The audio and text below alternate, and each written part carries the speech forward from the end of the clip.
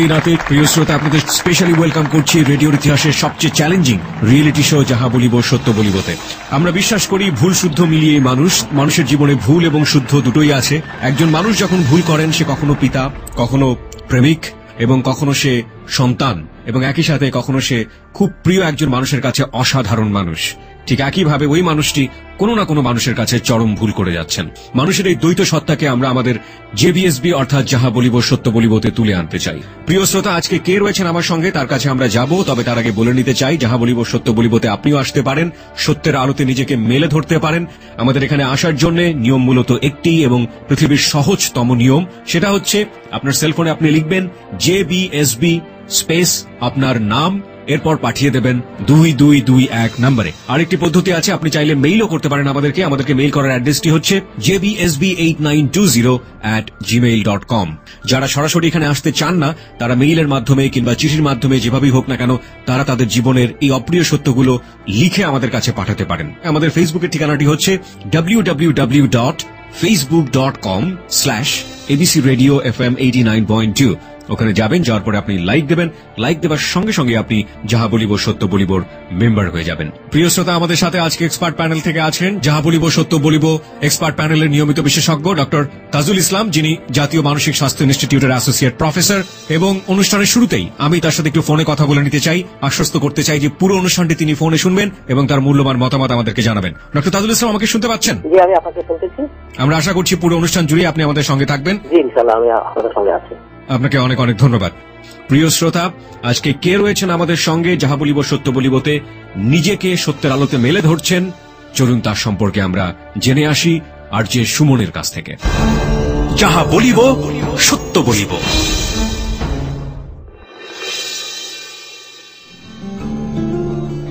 আজ সত্যের মঞ্চে বসে সত্যের মুখোমুখি হচ্ছে হৃদয়।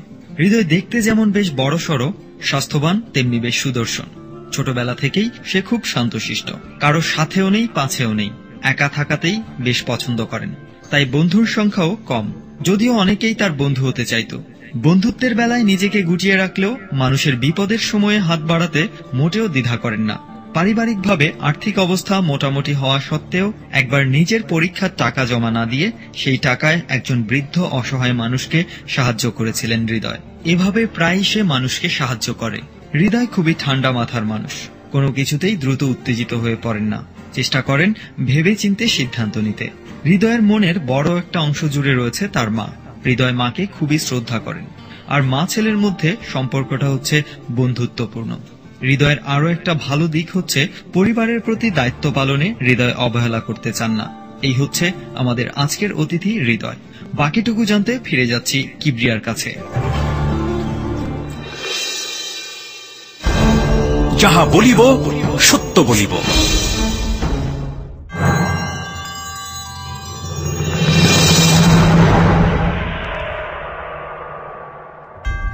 বুঝতে পারছেন, হৃদয় রয়েছে আমাদের সঙ্গে। হৃদয় আজকে আমাদের হৃদয়ের কোন জায়গাটায় জায়গা করে নেয় বা হৃদয়ে কি লুকিয়ে আছে যা প্রকাশ করার জন্য সে অনেক বেশি উদ্গ্রীব, সেই জায়গাটিতে আমরা যাব। তবে তার আগে হৃদয়কে আমি যে প্রশ্নটি করব, সবাইকে যে প্রশ্নটি আমি করি, সেটা হচ্ছে এরকম একটি চ্যালেঞ্জিং রিয়েলিটি শো, এরকম একটি সাহসী শোতে আসার সাহস আপনি কেন দেখালেন?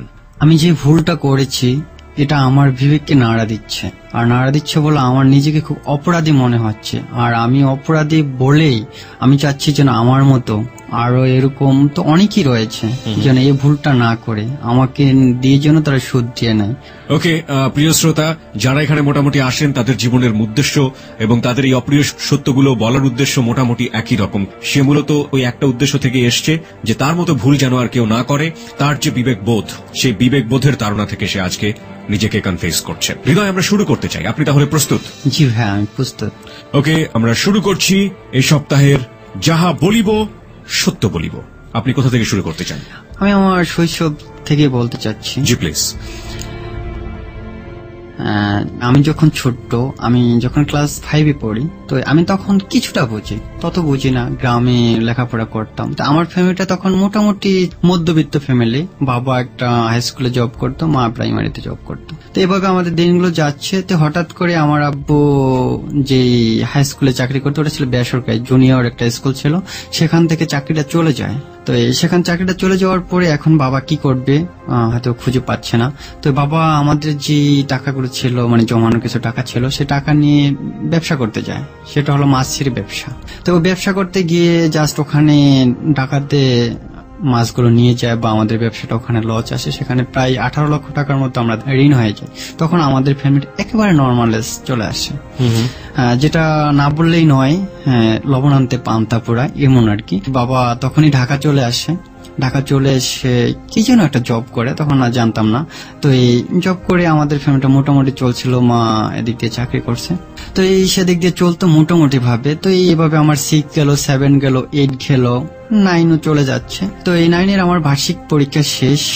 তখন ক্লাস 8ম শ্রেণীতে একটা নতুন মেয়ে চলে আসে, দেখতে অনেক সুন্দর, বা আমারই পাশের গ্রামের। কোন স্কুলে পড়তেন আপনি? আমি পড়তাম মাধ্যমিক বিদ্যালয়ে। ওকে। তো ওই স্কুলে আমি যখন ক্লাস 9-এ, তখন 8ম শ্রেণীতে আমাদের পাশের এলাকার আমাদের চেয়ারম্যানের এক মেয়ে ভর্তি হয়। তো ভর্তি হওয়ার পরে দেখতে সুন্দর, তো আমারও তাকে ভালো লেগে গেল। সেখান থেকে আমি ভালোবাসতে শুরু করি, মানে এটা প্রকাশ করতে পারতেছি না। এখন আমি 9ম থেকে ক্লাস 10-এ উঠে গেলাম, কিন্তু তাকে বলা হয়নি যে আমি তাকে ভালোবাসি। হয়তো আমি আমার কিছু আকার আঙ্গিতে তাকে বোঝাচ্ছি যে আমি তাকে ভালোবাসি। হঠাৎ করে যখন আমার টেস্ট পরীক্ষা শেষ হয়ে যায়, তখন আমি ওকে বলি, ওর নাম ছিল পৃথিবী। ওর কাছে আমি জানাই যে পৃথিবী, হ্যাঁ পৃথিবী, যে পৃথিবী আমি তোমাকে লাভ করি। যাই হোক, সেদিন চলে যায়, ও আমাকে নিষেধ করেনি বা বলেও নি যে আমি রাজি। তো যাই হোক, এভাবে আমার টেস্ট পরীক্ষা যায়। পরে হঠাৎ করে আমি বিদায় নিব, যেটা বিদায় অনুষ্ঠানের দিন, ও আমাকে বলল যে হ্যাঁ আমি আপনাকে লাভ করি। যাই হোক, সেক্ষেত্রে আমার বিদায় বেলায় তো আমার কান্নার রোল পড়ে গেছিল। সেদিন মন খারাপ, বিদায় নিতেছি, প্রায় 5-6 বছর ছিলাম। তাই ওর সাথে লাভ হয়ে গেছে। আমার পরীক্ষা শুরু হয়ে গেছে, পরীক্ষা শেষে আমার রেজাল্ট দিবে। তো সেদিক দিয়ে রেজাল্টের আগেই ওর সাথে দেখা হলো, ওর সাথে ঘুরতে গেলাম। ঘুরতে ফিরতে এখন আমাদের দিব্যি প্রেম চলতেছে। আমার এসএসসি পরীক্ষা শেষ, তো ও তো 9-এ উঠে গেল, আমি ক্লাস ইন্টারে ভর্তি হলাম। ওখান দিয়ে ভর্তি হয়েছি ও আমাদের ওই কলেজে। ও ক্লাস 9-এ, তখন ওর সাথে দেখা হয়, অনেক সমস্যা হয় আমার। যেটা হলো সমস্যাটা এই জন্যই হয়, ও তো তখন স্কুলে খুব সুন্দরী মেয়ে ছিল আর কি, সুন্দরের মধ্যে সেরা মেয়ে যেটা বলা যায়। তখন ওই আমাদের বড় ভাইরা, যে আমার সিনিয়র, তারা ওকে প্রপোজ করে, যেহেতু ও আমার সাথে লাভ করে। আরো অন্যরাও প্রপোজ করত, অন্যরা ওকে প্রপোজ করত, পৃথিবীকে। তো পৃথিবী যেহেতু আমাকে লাভ করে, সেহেতু ও আর প্রপোজে রাজি হয় না। সেক্ষেত্রে বড় ভাইরা আমাকে নিয়ে অনেকটা হুমকি দেখিয়ে আমাকে। বড় ভাই মানে কি আপনার বড় ভাই? আমার বড় ভাই। তারা কিসে? এলাকার বড় ভাই, কলেজে বড় ভাই। আচ্ছা, হ্যাঁ। বড় ভাইরা বলে যে ঠিক আছে, তুমি ওর জীবন থেকে সরে যাও, তুমি তো এখনো ছোট্ট, ওকে কেন লাভ করবা? এবার ভয়টা দেখে আমাকে সরাইতে পারিনি। আমি তো ভর্তি হয়ে গেলাম ফার্স্ট ইয়ারে। তখন ও বললো যে ঠিক আছে, আমি তোমাকে লাভ করে তোমাকে বিয়ে করব।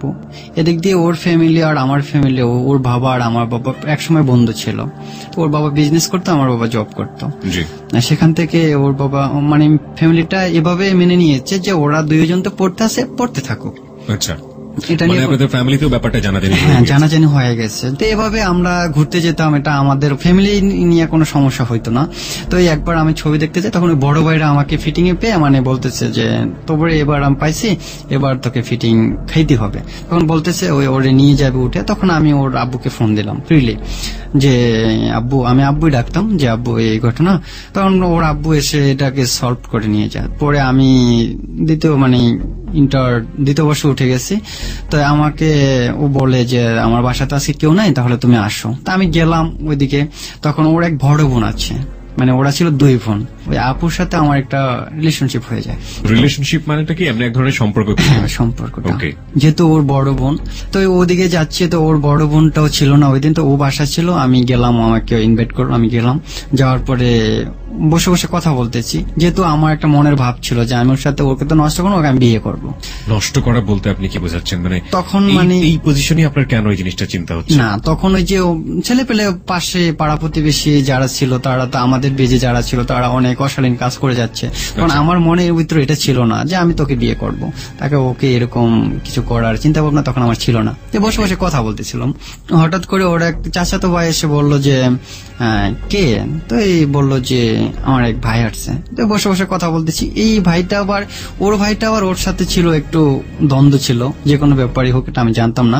তো ও জিনিসটা নিয়ে বাড়াবাড়ি করলো, এক সময় আমাকে ও খারাপ একটা টাইটেল দিল যে আমি নাকি ওর সাথে খারাপ অশালীন কিছু করেছিলাম, ও আমাকে দেখেছিল।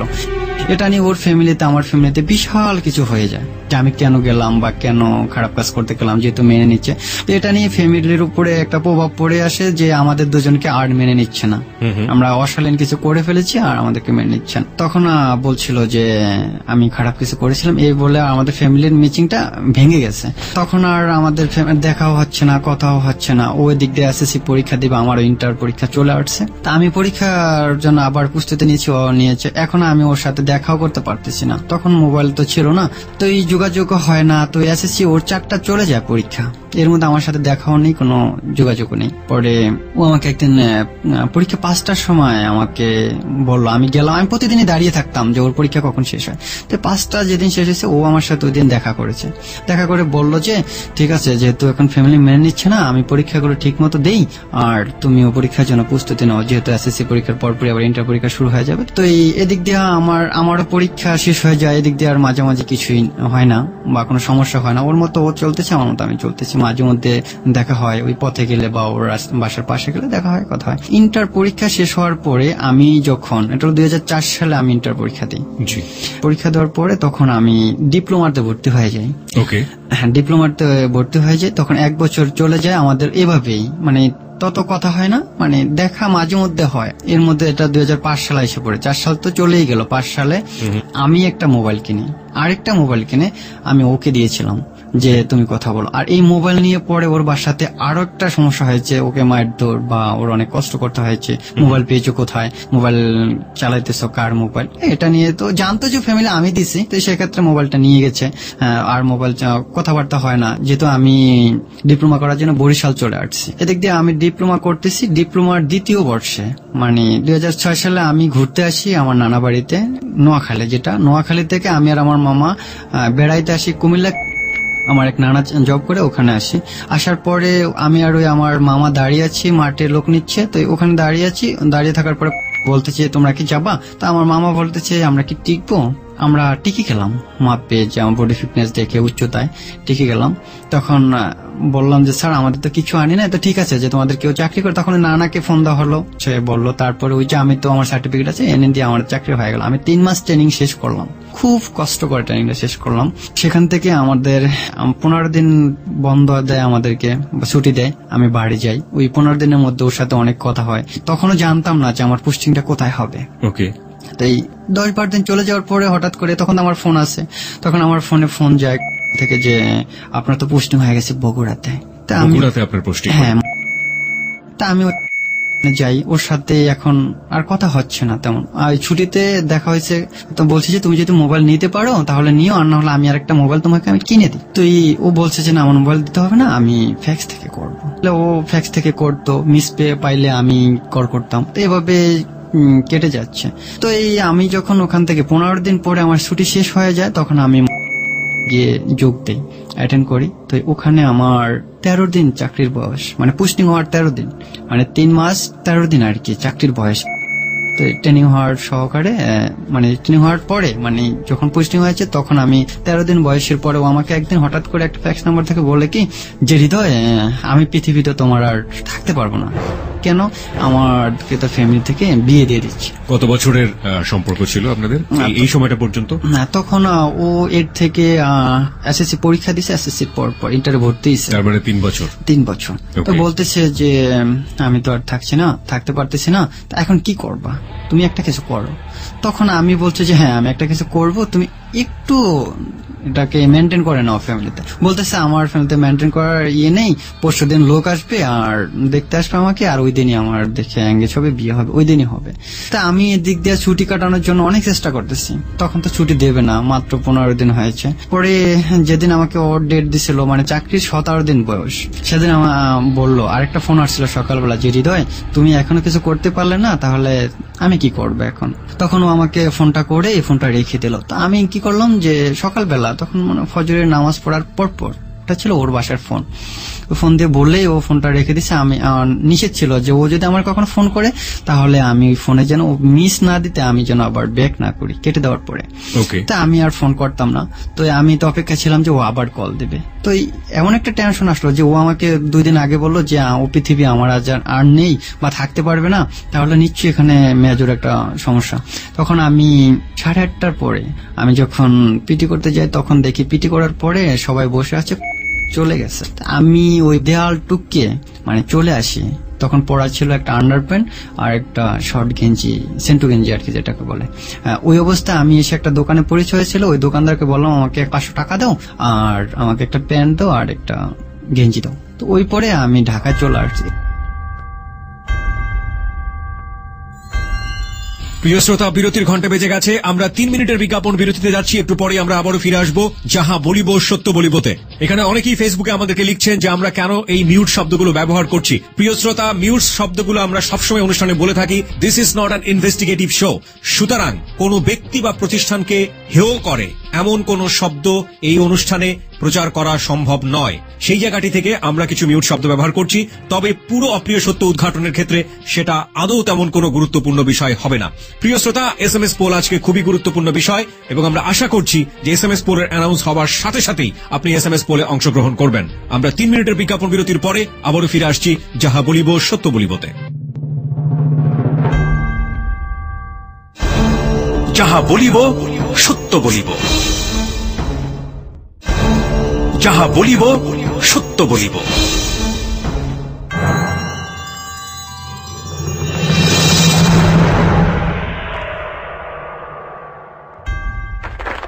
3 মিনিটের বিজ্ঞাপন বিরতির পর প্রিয় শ্রোতা, আমরা আবার ফিরে এসেছি যাহা বলিব সত্য বলিবতে। আপনারা শুনছেন এবিসি রেডিও FM 90.2। হৃদয় রয়েছে আজকে সত্যের আসনে, জীবনের চরম অপ্রিয় সত্য এবং ভুলগুলো নিয়ে।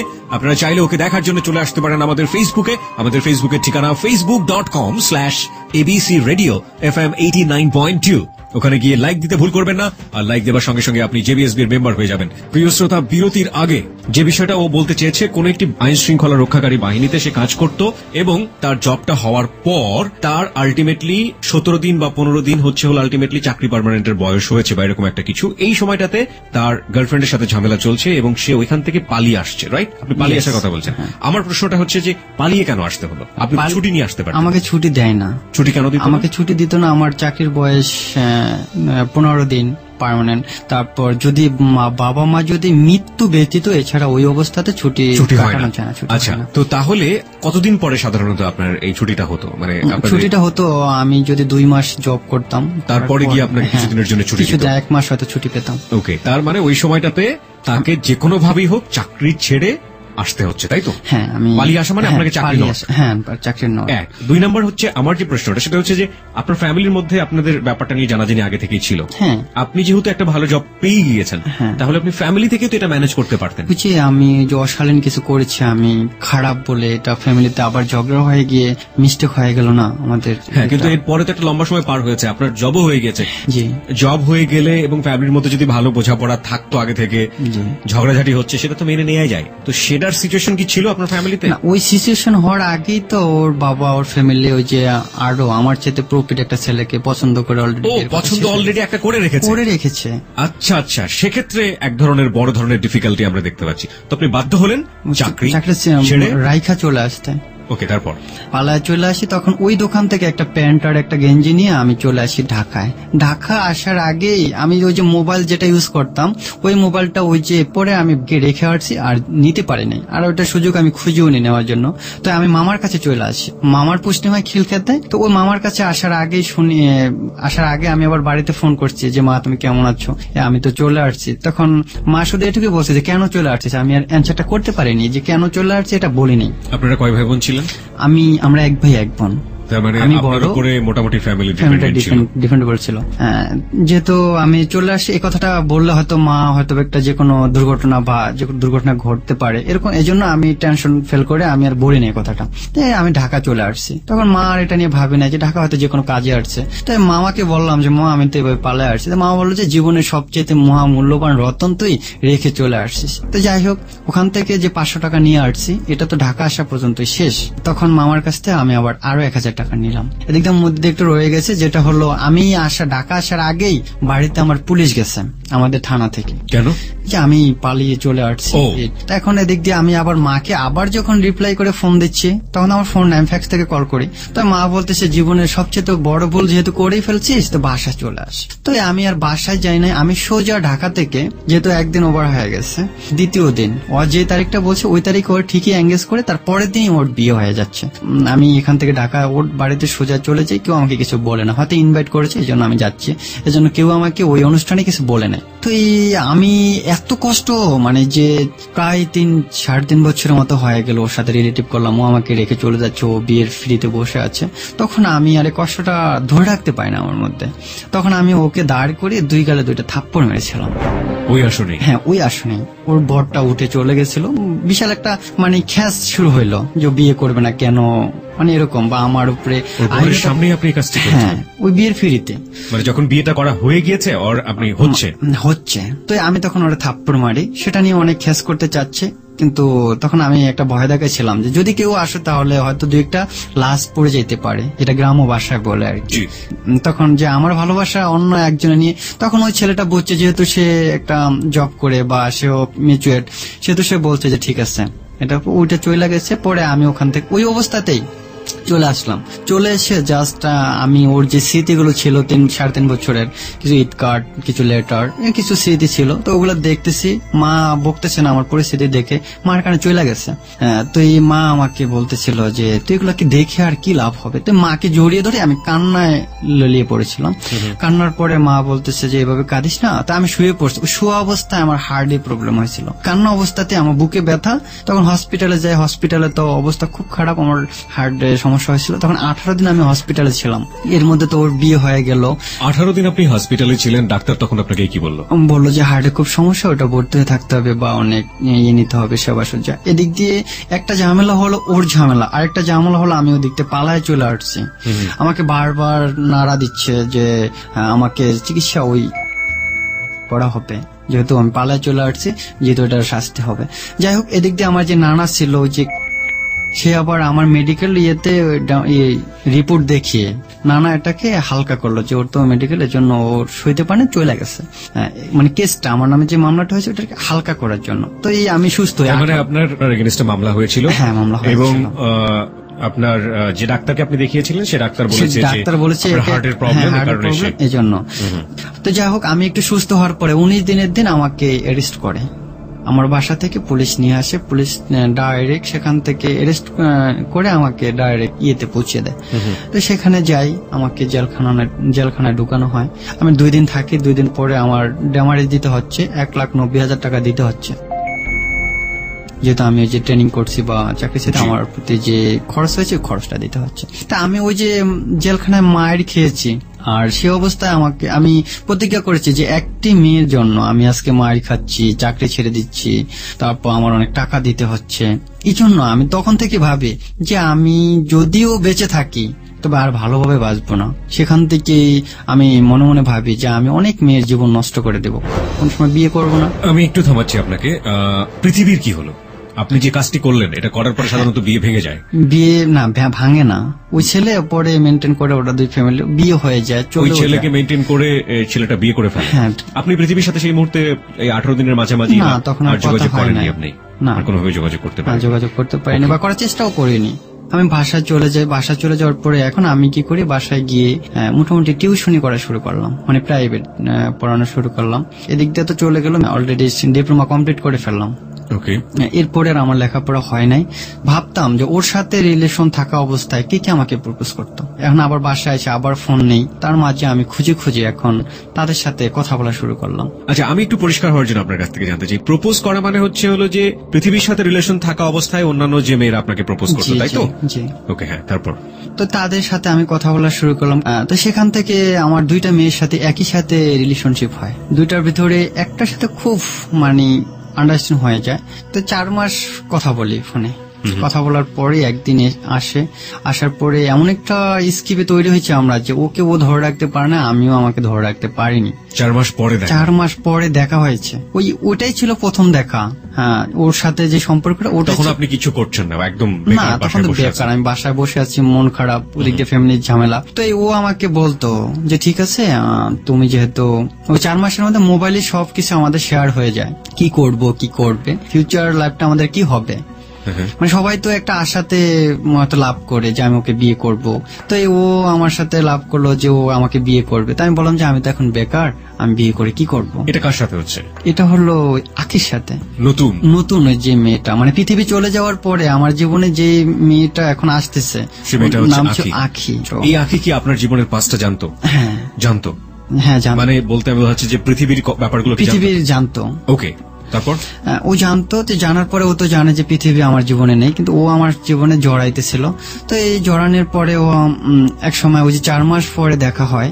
দেখা হওয়ার পরে ও আমাকে বললো যে আমি তোমাকে বিয়ে করবো। তখন আমি বললাম যে আমি তো বেকার, তাহলে কি করে তোমাকে বিয়ে করবো, আমি একটা আবার জব টব খুঁজি, যেহেতু আমার সরকারি চাকরি আর হবে না, যেহেতু লাল কালি পড়ে গেছে, ওই চাকরি তো আর হবে না, তাই অন্য একটা বেসরকারি যে কোনো। তখন আমি তো চাকরি নেশায় ঘুরি নাই, তখন আমি ঘুরছি আমার নেশায়, আমি চাকরি খুঁজি না, আমি করতেছি চলতেছি। তো ওই 4 মাস পরে যে দেখা হলো, 4 মাস ভাড়াই রাখেছি যে দেখা হবে হবে না বা এমন কিছু। তো এই দেখা হওয়ার পরে ওই যাই হোক, ওর সাথে আমার সাথে এক সময় মানে 4 মাস পরে ফিজিক্যাল রিলেশন। 4 মাস পরে কার সাথে দেখা হলো? আখির সাথে। আর এই 4 মাস শুধু সেলফোনের রিলেশন? হ্যাঁ, শুধু সেলফোনের রিলেশন, অনেক মোবাইলে কথা হতো। এদিক দিয়ে আঁকি, ওদিক দিয়ে আরেকটা মেয়ে ছিল শারমিন, ওই যে যারা আমাকে প্রপোজ করছিল শারমিন। তো সেই শারমিনের সাথে কথা বলা হয়। এখন ওই যে 4 মাস পরে যেহেতু আঁকির সাথে আমার যে ওই যে আমি বলছি যে সবাই মানে অনেক মেয়ের জীবন নষ্ট করব, সেদিক দিয়ে আঁকির জীবন থেকে আমি সরে গেলাম যে কোনো একটা পথ দেখিয়ে। যেমন আপনি একটু থামুন, আমাদের কনফিউশন হচ্ছে এই জায়গাগুলোতে। এই সময় আপনার জীবনে আখি আসলো। হ্যাঁ, আখি আসার পরে আখির সাথে 4 মাস আপনার সেলফোনে কথা হলো, তারপর আপনার দেখা হলো। দেখা হওয়ার পরে আপনার জীবনের ফার্স্ট ফিজিক্যাল রিলেশন। ওকে, তার মাঝখানে আরেকটা মেয়েও চলে এসেছে, মেয়েটার নাম শারমিন।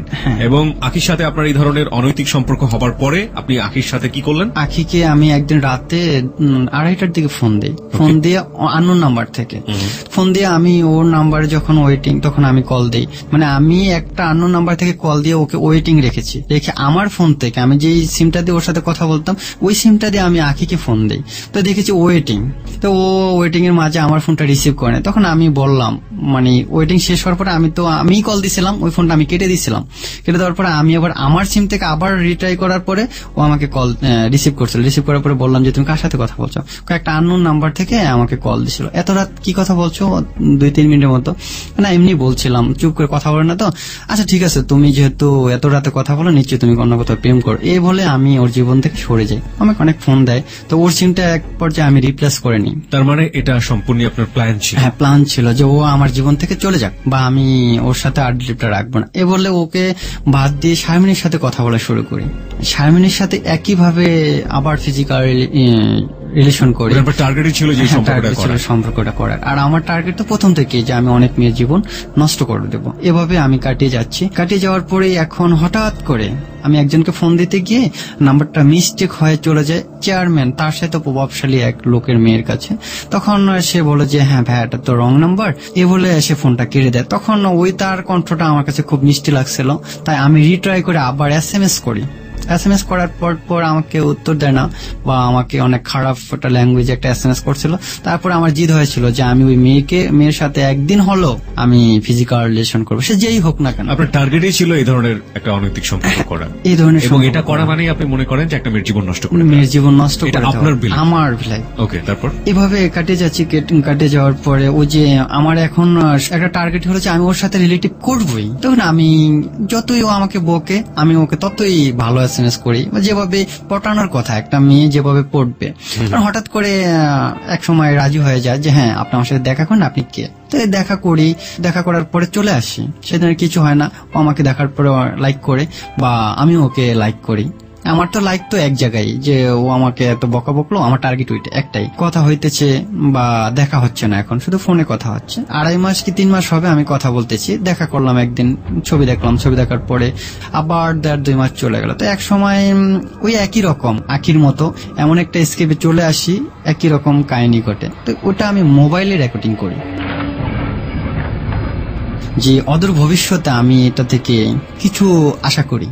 ও যদি আমার সাথে কখনো পার্ট লয় তাহলে, বা নেটের ভয় দেখালে, তখন নেট সম্পর্কে কিছুটা আমি জানি। কি ধরনের রেকর্ডিং ছিল এটা? ওটা ভিডিও ক্লিপ ছিল, মোবাইল ভিডিও ছিল। মোবাইল ভিডিও ক্লিপ ফার্স্ট ওই মেয়েটার সাথে? কি ধরনের ভিডিও ক্লিপ এটা? এটা একেবারে যেটা কি বলবো, ফিজিক্যাল, যখন যেই মানে ওই মেয়েটা আপনার সাথে ফিজিক্যালি চলে গিয়েছে? ওই যে 2বার দেখার, 3য়বার দেখার সময় এত দ্রুত এবং এত উঁচু শিক্ষিত পরিবারের একটা মেয়ে সে। আসলে এই লাভটা তো অন্ধ। আর আমি এমন কিছু কথা বলে ফেলতাম যেটা হলো একটা, আমি ঢাকার ছিলাম, আলটিমেটলি ভোলাতে থেকে আপনি বলতেন আপনি ঢাকায় থাকেন? হ্যাঁ ঢাকায় থাকি।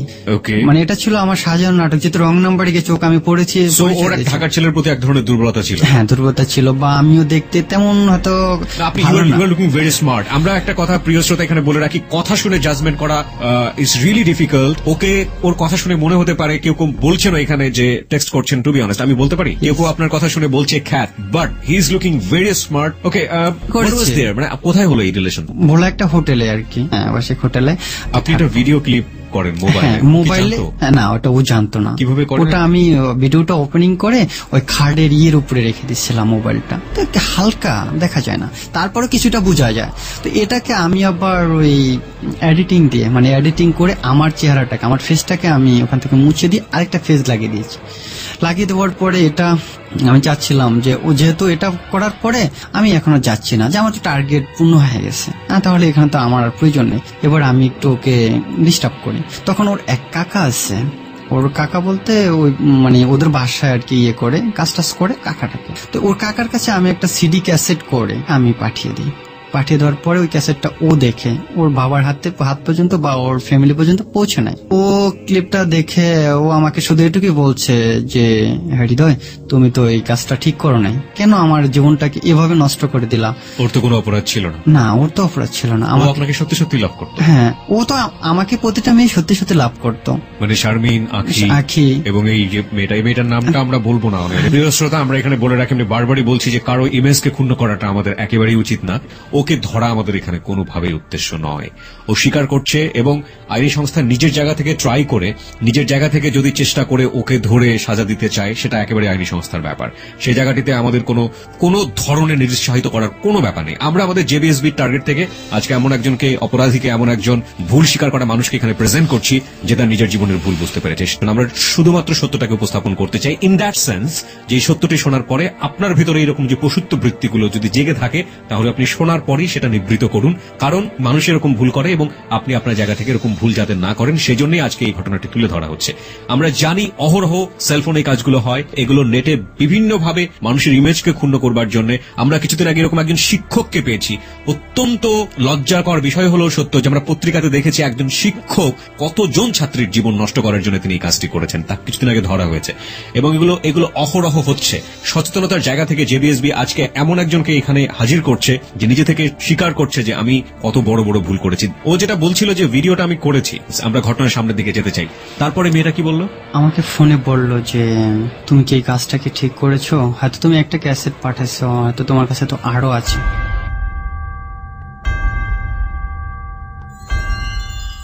প্রিয় শ্রোতা, বিরতির ঘন্টা বেজে গেছে এবং যে বিষয়টি নিয়ে আপনাদের সঙ্গে বারবারই আমরা কথা বলেছি অনুষ্ঠানের শুরু থেকে, সেটা হচ্ছে SMS পোল। This is the right moment. আমরা একটা SMS পোল ঘোষণা করছি। আপনি যদি মনে করেন ও যা বলছে তা সত্য এবং ঘটনাটি সামনের দিকে এগিয়ে নিয়ে যাওয়া উচিত, তাহলে আপনি চটজলদি আমাদেরকে ইয়েস লিখে পাঠিয়ে দেবেন। যদি আপনি মনে করেন যে না, এই ঘটনাটিকে সামনের দিকে নেওয়া উচিত নয় এবং ও যা বলছে তা বিলিভ করার মতো না, তাহলে আপনাকে লিখতে হবে নো। লেখার নিয়মটি হচ্ছে, প্রথমে আমাদের স্টেশনের নাম ABC স্পেস ইয়েস অথবা নো, লিখে ঝটপট পাঠিয়ে দিতে হবে 2221 নম্বরে। আপনার SMS পোলের রেজাল্ট আমরা ঠিক বিরতির পরে 12:06 ফিরে এসে জানিয়ে দেব। প্রিয় শ্রোতা, আমরা ফিরে আসছি একটু পরেই, আশা করছি সাথেই থাকবেন। যাহা বলিব সত্য বলিব, যাহা বলিব সত্য বলিব।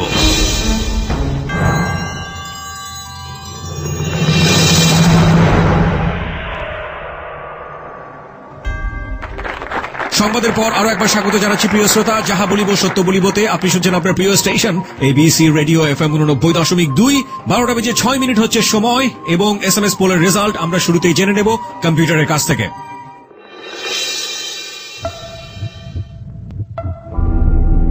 Yes, 99%. No, 0%. No comments, 1%.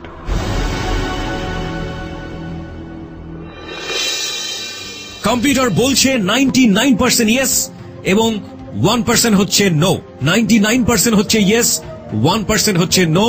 এখন পর্যন্ত যাহা বলিব সত্য বলিবর ইতিহাসে এইটাই হচ্ছে সর্বোচ্চ ইয়েস রেজাল্ট SMS পোলের।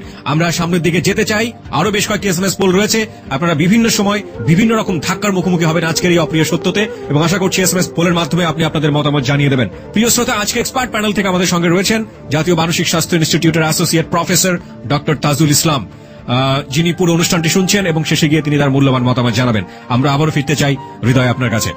ওকে, যেখানে ছিলাম হৃদয়, যে ও বিশ্বাস করলো না, ও বললো যে এরকম ভিডিও তো তুমি আরো করে রাখছো।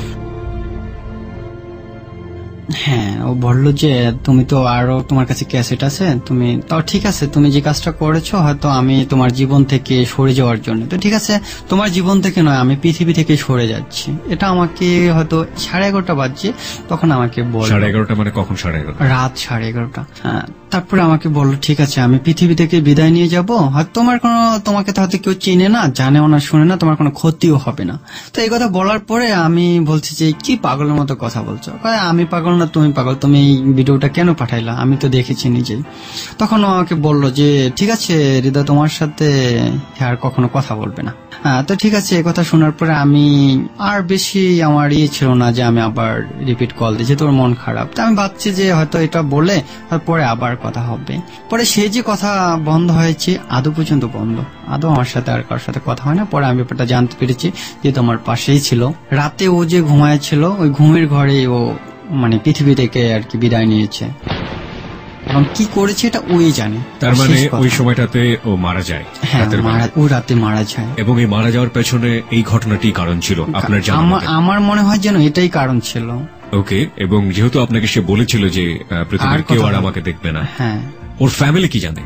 ও ফ্যামিলি হয়তো ভাবছে যে রাতে হয়তো ঘুমিয়ে গেছে, যে কোনো সমস্যা হয়তো বা মৃত্যুটা। তার মানে ওর ফ্যামিলি আসলে জানে না, জানে না যে এই কারণটার জন্যই হ্যাঁ মৃত্যুটা হলো। বা কিন্তু আপনি তো একটা ভিডিও ওর চাচা না কাউকে পাঠিয়ে দিয়েছিলেন। ওটা তো ওই যে দেখে নিজে ভেঙে ফেলেছে। এটা তো শুধু ক্যাসেটটা ও চাচা তো জানতো যে এটা একটা ক্যাসেট।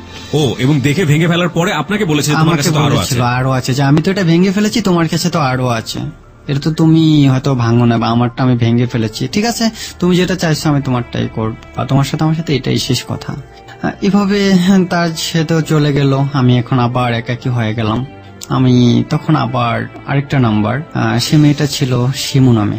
ওই যে সুইসাইডটা করলো মেয়েটা, হ্যাঁ, আপনার ফিলিংসটা কি ছিল? আমার ফিলিং ছিল যে নাথিং, কিছু না। আমার কাছে এমন হয়েছে যেটা আমার তো কিছু না।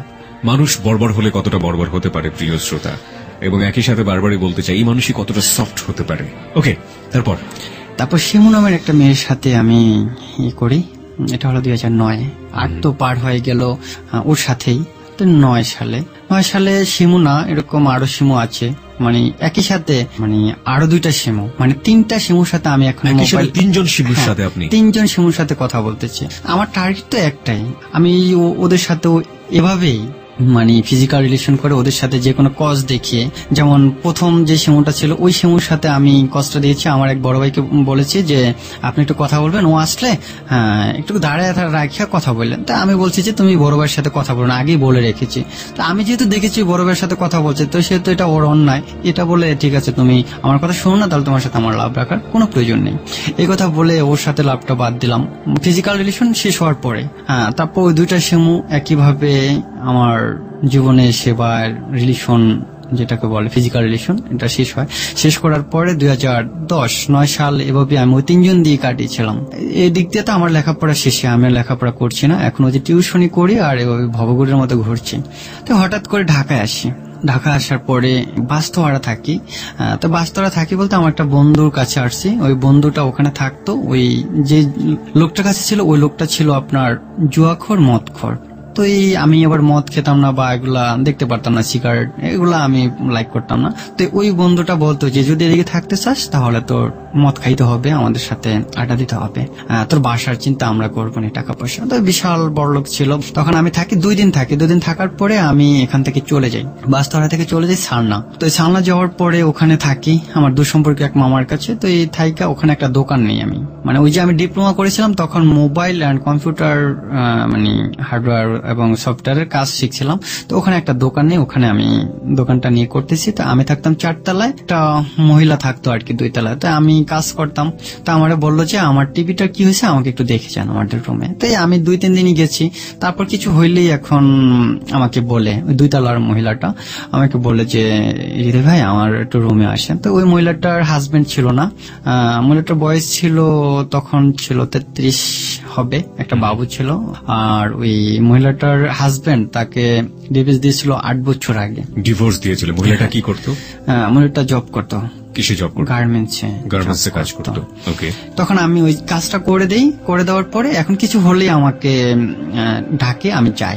যাওয়ার পরে আমাকে একদিন বললো কি যে হ্যাঁ হৃদয় তুমি একটু বসো, আমি তোমার জন্য নাস্তা করে নিয়ে আসি। তুমি সম্পর্কে চলে গিয়েছে? হ্যাঁ, আমি যেহেতু ছোট, সেহেতু তার বয়সে অনেক জুনিয়র, সে তো আমাকে তুমি বলতো।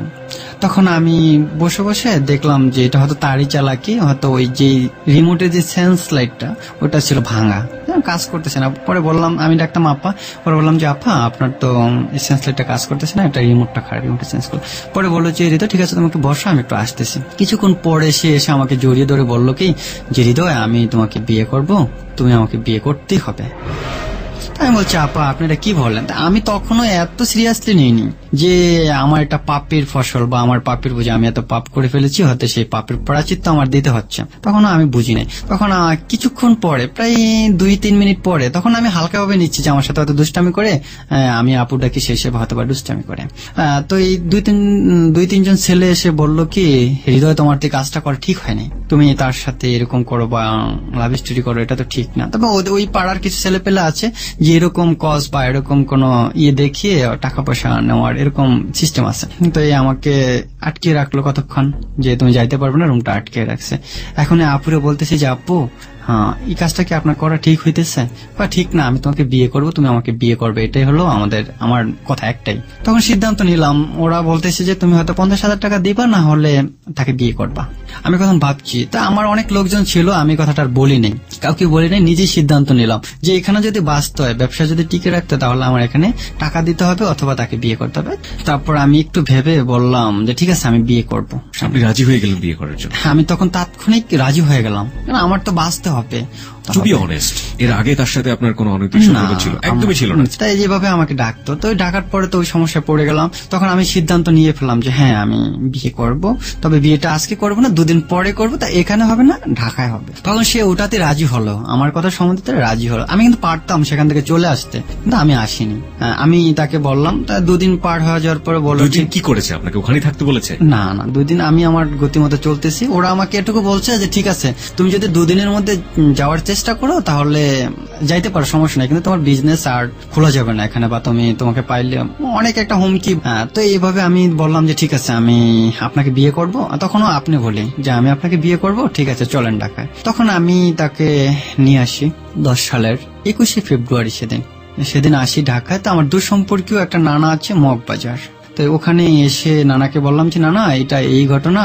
তো নানা বলে এটা কিছু না, নাথিং। নানাকে বললাম যে নানা পরে 1 লাখ টাকা কাবিন করলো, 1 লক্ষ টাকা কাবিন করলো, আর সেখানে আমার বয়সটা দিল 17 বছর। আপনার নানা তো আপনার আত্মীয় ছিল, রাইট? হ্যাঁ, আত্মীয় ছিল। তাহলে সে তো আপনাকে বাঁচিয়ে দিতে ওই পারে। যে আমি বললাম যে আমার তো সমস্যা, মতো বিজনেস করতে হবে বা ফ্যামিলি থেকে তো এই জর্জবটা এখন যেটা হওয়ার পরে হবে। তো আমার সিদ্ধান্ত ছিল যে এ মহিলাকে নিয়ে তো আমি কখনো খেতে পারবো না। তার বয়স হলো 33, আমার বয়স 23।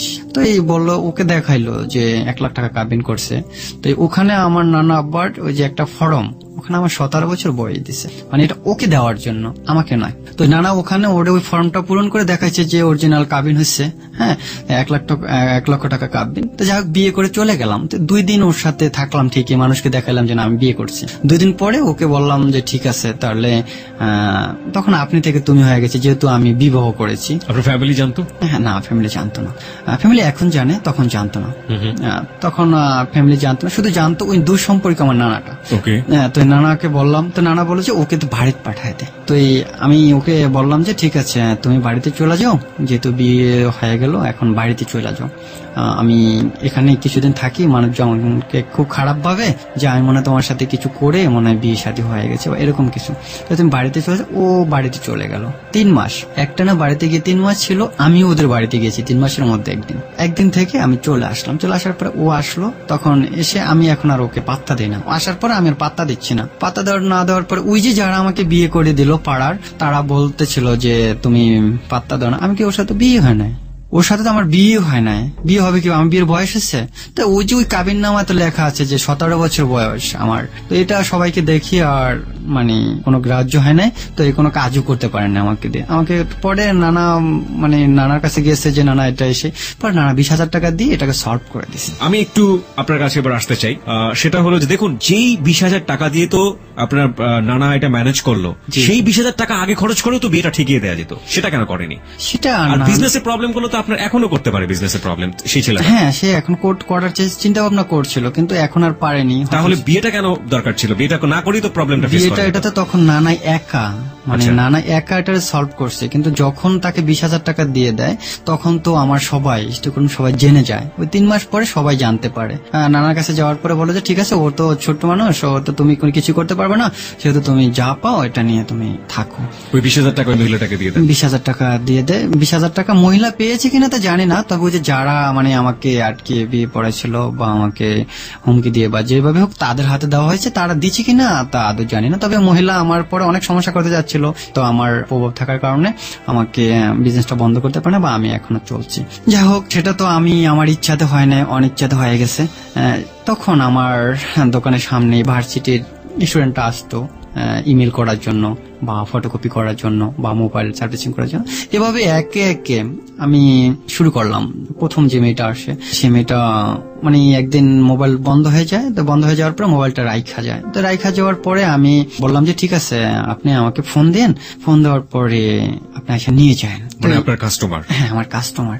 তখন বলার পরে ঠিকই সে একদিন পরে, আমি সময় নিয়েছি যে একদিন পরে আপনি ফোন দেন। তো ফোন দেওয়ার পরে আমার মোবাইলে কিছু ওয়েলকাম টোন রয়েছে। তো এই ওয়েলকাম টোন ওই কথা বলার আগে বলতেছে যে হ্যাঁ আপনার তো ওয়েলকাম টোন গুলো খুব সুন্দর।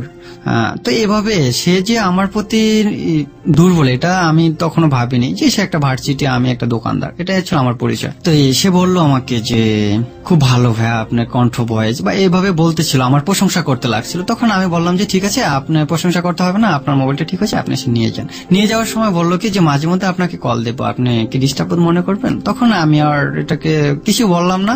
ঠিকই দেখি একদিন পরে ঠিকই একটা SMS আসলো, খুব সুন্দর একটা SMS, যেহেতু তারা SMS লিখতে ব্যস্ত থাকে সবসময়, খুব ভালো লাগলো। আমি আবার একটা রিট্রাই SMS করলাম। এভাবে SMS করতে করতে এক সময় তার সাথে খুব আন্ডারস্ট্যান্ড। তো আমি তার সাথে কথা বলতেছি, এভাবে দেখা হচ্ছে, প্রতিদিন দেখা হচ্ছে। যেমন ভার্সিটি গেটেতে বের হলে আমার সাথে দেখা হচ্ছে, কথা হচ্ছে, ঘুরতে যাচ্ছি, ঘুরছি, খাচ্ছি একসাথে। খাওয়ার পরে মানে আমাকে বলতেছিল যে চলো আমরা এক জায়গায় ঘুরে আসি। তো ওদের বাসা ছিল আপনার সাভার ছিল। তা আমি একদিন সাভার যাই, ওর বাবা মাকে বলে যে আমি ছেলেটাকে বিয়ে করব, তোমাদের কোনো আপত্তি আছে কিনা? তখন বললো যে না, কোনো আপত্তি নেই। তখন সেদিকে থাকলাম রাতে, হয়তো ওই রাতে আর কিছু হলো না, ঠিক চলে আসলাম। আমার একটু জানতে ইচ্ছে করছে যে কে আপত্তি করলো না ফ্যামিলি? ওর বাবা মা। বাবা মা? ও কি এক বোনই ছিল? না, ওরা ছিল 3 বোন, ও ছিল বড়। আম্মু বললো যে ঠিক আছে তুমি আসছো যেহেতু তুমি থেকে যাও, সকালে চলে যাও। তো ঠিক আছে, আমারও তো থাকার ইচ্ছে, তো আমি থেকে গেলাম। ওকে, তারপর চলে আসলাম। ওই যে বললাম বন্ধুর মতো গেছিলাম, ঠিক বন্ধুর মতো চলে আসলাম। তো যেহেতু আমাদের দিনগুলো এখন ওর ফ্যামিলিতে মোটামুটি মেনটেন হয়ে গেছে, যেহেতু আমার সম্পর্কে জানে, আমি ঘন্টার পর ঘন্টা কথা বলতাম। আপনার সম্পর্কে কি জানতো? আপনার ফ্যামিলি সম্পর্কে জানতো? আমার ফ্যামিলি সম্পর্কে ও বলছে যে আমি বিজনেস করতেছি। আচ্ছা, দেখে শুনতে ডিটেইল জানতো আপনার ফ্যামিলি সম্পর্কে, কোথায় থাকেন, কি করেন? হ্যাঁ, এটা জানতো, ডিটেইল জানতো। ওকে, মেয়েটার নাম কি ছিল? নিশি ছিল। নিশি, ওকে। হ্যাঁ, তখন ওকে আমি জানাছিলাম যে এই ঘটনা হয়েছিল, তখন ওটা ও মেনে নিয়েছে যে মানুষের জীবনে অ্যাক্সিডেন্ট হতেই পারে। অ্যাক্সিডেন্ট বলতে আপনি যে মহিলাটাকে বিয়ে করেছিলেন সেই বিয়ের কথা? আমার জীবনে অ্যাক্সিডেন্ট, আমার জীবনে অ্যাক্সিডেন্টের কথা আমি ওকে বললাম, তখন ওটা মেনে নিল। চলতেছে আমাদের লাভ রিলেশন। 11 সাল চলে আসলো। হ্যাঁ, 11 সালে একদিন বললো যে ঠিক আছে, আমাদের তো বিয়ে হবে, তাহলে না আমরা যা ইচ্ছা তাই তো করতে পারি। এটা হলো ওর মুখের ভাষা। এর আগে কিন্তু আমার মন মানসিকতা ছিল না। বিয়ে করার পরে আমি একটু থমকে দাঁড়াইছিলাম। পরে ও বললো যে ঠিক আছে এবার যা ইচ্ছা। তাই আমি আবার ওই যে একই রকম আমার স্ক্রিপ্ট তৈরি করলাম। যেহেতু তখন আমি একটা বাসা ভাড়া নিই গাজীপুর চৌরাস্তা, আমি একটা বাসা ভাড়া নিই। তো ওই বাসাতে আমি বাসা ভাড়া দিতাম। তো ওই মামাকে বলতাম যে মামা আমি তো আসবো না, আমি সপ্তাহে আসবো, সপ্তাহে 2 দিন বা 1 দিন এভাবে যেতাম। ওর যখন ক্লাস শেষ হতো তখন যেতাম, গিয়ে ওখানে গল্প টল্প করে চলে আসতাম। এভাবে ওর সাথে প্রায় 7-8 মাসের মতো কাটলো। তো হঠাৎ করে একদিন ও দেখি আধা ঘন্টার উপরে নাম্বারটা ওয়েটিং। তো আমি তখন ভাবলাম যে এটাই হবে আমার একটা পথ, যে ও কথা বলতেছে। আধা ঘন্টা কার সাথে কথা বলা যায়? কোন ইষ্টি কুটুমের সাথে তো আধা ঘন্টা কথা বলা যায় না। আমি ওকে প্রশ্ন করলাম। প্রশ্ন করার পরে এটা নিয়ে আমার অনেক ঝামেলা পোহাইতে হয়েছে, যে ওর ছেলে পেলে, ওর বন্ধু বান্ধব সবাই আমাকে ট্রিট করছে, আমার সামনে এসে দাঁড়াইছে। তো সবচেয়ে ভালো কথা হলো যে ওর যে বন্ধুরা, ওর বন্ধুরা আমারও বন্ধু। ওরই ক্লাসমেট আরেকটা মেয়ের সাথে আমি লাভ করি, এটা দেখিয়ে ওকে আমি সরাইলাম। মানে ওর যে বান্ধবীটা, ওই বান্ধবীকে বলছে যে তুমি আমার একটু উপকার করতে হবে ভাই হিসাবে। ওর কাছে রিকোয়েস্ট করলাম। রিকোয়েস্ট করে ও অভিনয় করতে করতে ও আমার প্রেমে জড়ায় গেছে। ওর নাম ছিল বর্ষা। মানে বলেছিলেন যে আপনার সাথে প্রেমের অভিনয় করতে যেন ওই নিশি আমার জীবন থেকে চলে যায়, এবং অভিনয় করতে করতে বর্ষা এক সময় আমার জীবনে জড়ায় জায়গা। সেটা হলো 2-3 বার ফিজিক্যাল রিলেশন হওয়ার পরে ওকে আমি বাদ দিয়ে দিই। এই যে বর্ষা আবার ওই নিশির চাইতে একটু প্রভাবশালী। তো এই বর্ষার সাথে ভিডিও করি। বর্ষার সাথে আপনি ভিডিও করেন? ভিডিও বলতে আমার ইমেজ হয়, ইমেজ তোলে। হ্যাঁ, পিকচার ইমেজ তুললে ওইটারে আমি আবার বর্ষা জানতো না, বর্ষা জানতো যে সিঙ্গেল ছবি করছে। বর্ষা দেখছে যে আমি নর্মাল ছবি করছি, এটাকে আমি এডিটিং করে অনেক কটুক বানাইছিলাম, খুব খারাপ বানাইছিলাম। বানাই এটা ওর ফ্যামিলিতে আমি দেই, মানে বর্ষার ফ্যামিলিতে দেই। কেন দিলেন? এবার আমি ইনকাম করবো। এবার আপনার প্ল্যান হচ্ছে আপনি ইনকাম করবো। আমি তো এতদিন অনেক খরচ করলাম বা অনেক ই করলাম, এটা অন্য একটা ধান্দা আসছে যে আমি এবার ইনকাম করব। তখন এই ইমেজগুলো আমি, ওর ভাইয়া ছিল বর্ষার ভাইয়া, ওই বর্ষার ভাইয়ের মোবাইলে, মানে তখন জানছিলাম ওখানে গিয়ে যে ও কোথায় কোথায় মেমোরি লোড করে। তো ওই মেমোরি লোড করে ওই দোকানদারকে গিয়ে বলতাম যে এই লোকটা কি আপনার মেমোরি লোড করে? হ্যাঁ ভাই, আপনার আমার একটা উপকার করতে হবে, আপনাকে আমি এত টাকা দিব, যখন মেমোরিটা লোড করতে আসবে এই পিকচারগুলো আপনি দিয়ে দিবেন। তখন এই পিকচারগুলো দেওয়ার পরে ওই দোকানদারের কাছে আমার কানেকশন ছিল, তখন ওই দোকানদার আমাকে বলছিল যে আজকে তো ইমেজগুলো দিয়ে দিচ্ছি, তা আপনি এবার ফোন দেন। তো ওকে আমি বলছি যে আমি কি করব। ওই দোকানদার কিন্তু আমাকে চিনতো না, আমাকে মুখে চিনেই পরিচয়। তখন ওই যে টাকার লোভে সেই কাজটা করলো। তো আমি ওর বলছে, তা আমি বললাম যে ভাইয়া আপনি তো আজকে মেমোরিটা লোড দিচ্ছেন, আপনার মেমোরি অমুক ফাইলে দেখেন তো কিছু আছে কিনা। মেমোরি লোড বলতে যে গানটা ডাউনলোড করে। তো এই তাকে দেখলো যে তার বোনের ছবি বা অশ্লীল কিছু। তাই বললাম যে ভাইয়া যদি আপনার ভিডিওটা ভালো লাগে তাহলে আমাদেরকে চা খাওয়ার জন্য কিছু টাকা পয়সা দিন। এটা বললাম ওর ভাইকে। তখন ওর ভাইয়া বললো আমাকে অনেক কটুক ভাষা, মানে যা বলার একটা মোবাইলে যা বলতে, মানে সে সেন্স মানে লেস হয়ে গেছে, আমাকে বলতেছে। বলার পর আমি বলি যাই করেন আপনি, আমি কিন্তু এটা নেটে ছেড়ে দিচ্ছি, কিন্তু আপনার বোন তো অমুক ভার্সিটিতে পড়ে না, ভার্সিটির নাম লিখে আমি অ্যাড্রেস দিয়ে সবটা আমি ছেড়ে দিচ্ছি। তখন বলো যে ঠিক আছে তুমি কত টাকা চাও? আমি বেশি না, 1020 টাকা হলেই হবে। তখন সে কি করলো, এটা ফ্যামিলিকে জানালো, তার ফ্যামিলিতে জানাজানি হয়ে গেছে যে এরকম কিছু। তখন ওই বর্ষা আমাকে এদিক দিয়ে থ্রেট করে, আমাকে থ্রেট করতে কোনো লাভ নেই, আমার সাথে তুমি লাগবা, তোমার আমি ভবিষ্যৎটাকে অনেক নষ্ট করে দেবো। তখন আমাকে বলল যে ঠিক আছে, তুমি তোমার সাথে আমি আর কোন রিলেটিভ রাখবো না। ও নিজেই মেনে নিল। পরে ওর ভাই কি করলো, ওর ভাইকে আমি বললাম যে ঠিক আছে, আপনার বোনের কোনো ক্ষতি করবো না ভাই, এটা ইমেলও করে মানে নিজে ছেড়ে দেবো না, আপনি কিছু টাকা দেবে। তোর ভাই বললো যে 15,000 টাকা দিবে আমাকে। তো কিভাবে দিবে? আমি বলছি যে আমি যে সিমটা দিয়ে কথা বলি আপনার সাথে, এই সিমটাতে বিকাশ করা আছে, আপনি এই সিমটাতে পাঠিয়ে দেন। তখন ওই টাকাটা 15,000 টাকা ও পাঠিয়ে দিল, ওই নাম্বারে পাঠিয়ে দিল। তখন পাঠিয়ে দেওয়ার পরে এটা নিয়ে আমি আর বাড়াবাড়ি করিনি, আদৌ বাড়াবাড়ি করিনি আমি। তো এটা এভাবে যাচ্ছে। যাওয়ার পরে আমি আমি এর মধ্যে আবার ওই এফডিসিতে মানে যেটা হলো বিটিভির সাথে জড়ায় যাই। বাংলাদেশ টেলিভিশন। কি করেন আপনি? নাটক করতাম, আমার একটা নাটক রিলিজ হয়েছে। কি করেছেন আপনি? ওটাতে আমি অভিনয় করেছিলাম। অভিনয় করেছেন? হ্যাঁ। তো আমাদের ইয়েটা হবে, শুটিংটা হবে ভবানীপুরে, ওই গাজীপুরে ভবানীপুর একটা স্পট আছে। তো ওই ভবনে ঢুকি, ওই ভবনের পাশে ছিল আবার একটা মেয়ের বাসা। একটা মেয়ে বলতে তখন তো অপরিচিত ছিল। তো হঠাৎ করে ওই মেয়েটা ওদিক দিয়ে যাইতো। তা আমি ওই যে শুটিং স্ক্রিপ্ট করতেছি, তো আমার স্ক্রিপ্টটা হয়েছিল না, আমি তো নতুন, এই স্ক্রিপ্টটা হয়েছিল না। তো সবাই হেসে দিয়েছিল। পরে আমাকে 2-3 বার ট্রাই করানোর পরে আমি ওই স্ক্রিপ্টটা ঠিক মতো করতে পারছি। হ্যাঁ, ওই সিনটা আমি ঠিক মতো করে দিচ্ছি। তো পরে আমাকে সবাই হাতে তালে দিল। ওই মেয়েটা ওখানে এসে দাঁড়িয়েছিল শুটিং অবস্থায়, ওই ইয়ের ভিতরে, স্পটের ভিতরে। সেখান থেকে ওই আমার যে সিনগুলো শেষ হয়ে গেছে, শুটিং শেষ হওয়ার পরে ওই মেয়েটার ডিটেলস জানলাম, কোথায় কি করে, এভাবে পরিচয় হয়ে গেল। তখন বললো যে হ্যাঁ, আপনি তো দেখতে সুন্দর, আপনি অনেকটা আগাইতে পারবেন। তো এই প্রশংসা করার পরে আমি ভাবলাম যে ঠিক আছে, এটাই হয়তো বা ঘটবে বা আমার প্রতি দুর্বল হতে যাচ্ছে, তাহলে আমি চেষ্টা করে দেখি। তখন আমি বললাম যে ঠিক আছে।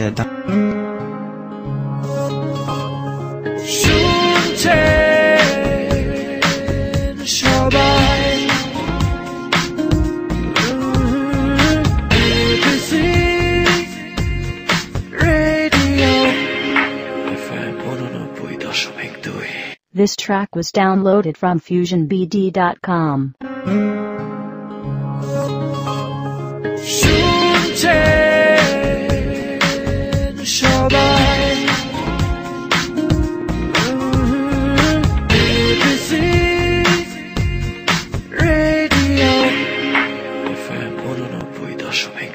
তাহলে আপনার নাম্বারটা আমাকে একটু দেবেন? হ্যাঁ। বললো যে কেন?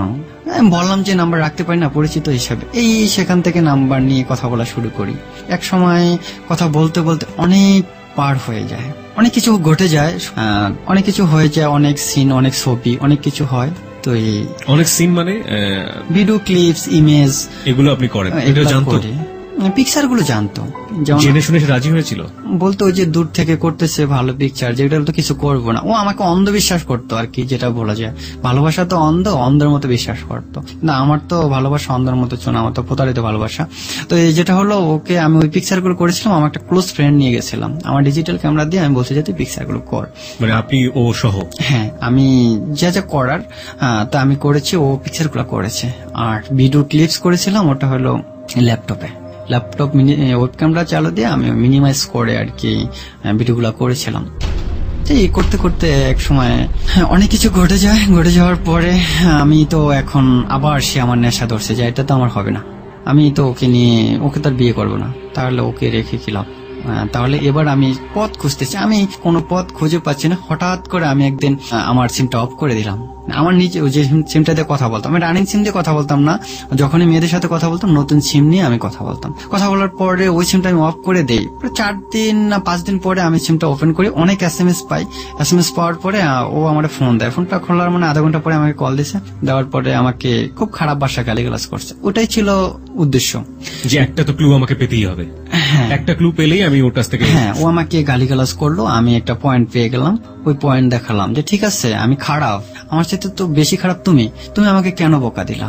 বকা দেওয়ার পরে তুমি তো তাহলে আমার সাথে লিভটা রাখতে চাও না। রিলেটিভ রাখলে তো আর এভাবে ভালোবাসা মানুষকে কেউ এভাবে বকা দেয় না। অনেক খারাপ ভাষা বকাবকি করছিল। তো এটা ছিল মেন কজ, যে ও আমাকে বকা দিচ্ছে, এটা আমি একটা পথ পেয়ে গেছি, এভাবে আমি ছেড়ে দেব। তো ছেড়ে দিতে গিয়ে ও আমাকে বললো একদিন যে তুমি আমার সাথে লাস্ট বার একবার দেখা করো। তা আমি ওই লাস্ট বার একবার দেখা করতে যাই ওর বাসা, ওই সে অনন্ত ভবনে। এদিক দিয়ে আমার নাটকের রিহার্সাল চলতেছে, আমি সময় পাই না। এখন আমার এবার শুধু দেখা করতে গেছে, পরে এতটুকু কথাই বললো যে তুমি তো আজ আমার চাইতে ভালো মেয়ে পেয়ে গেছো, ঠিক আছে তুমি তোমার ভালো মেয়ে নিয়ে থাকো, আমি তোমার কোনো সময় ডিস্টার্ব করবো না। ও আর আমাকে ডিস্টার্ব করছে না। তা আমি ভাবছি যে যেহেতু আমার পিছনে অনেক অ্যাক্সিডেন্ট হয়েছে, ঠিক ওরকম হলো কিনা। তো এটা কিন্তু ওর বাবা মা জানতো না যে আমার সাথে অনেক কিছু করেছে বা করতেছে। এই ভিডিওগুলো, এই ছবিগুলো কি ওকে দেখিয়েছিলেন? হ্যাঁ, ও দেখেছে। ও যেদিন মরে যাবে ও কিন্তু সুইসাইড করেছে। ও সুইসাইড করেছে? হ্যাঁ, ও সুইসাইড করেছে। ও সুইসাইড করেছে। ওকে ওকে, জাস্ট স্টপ।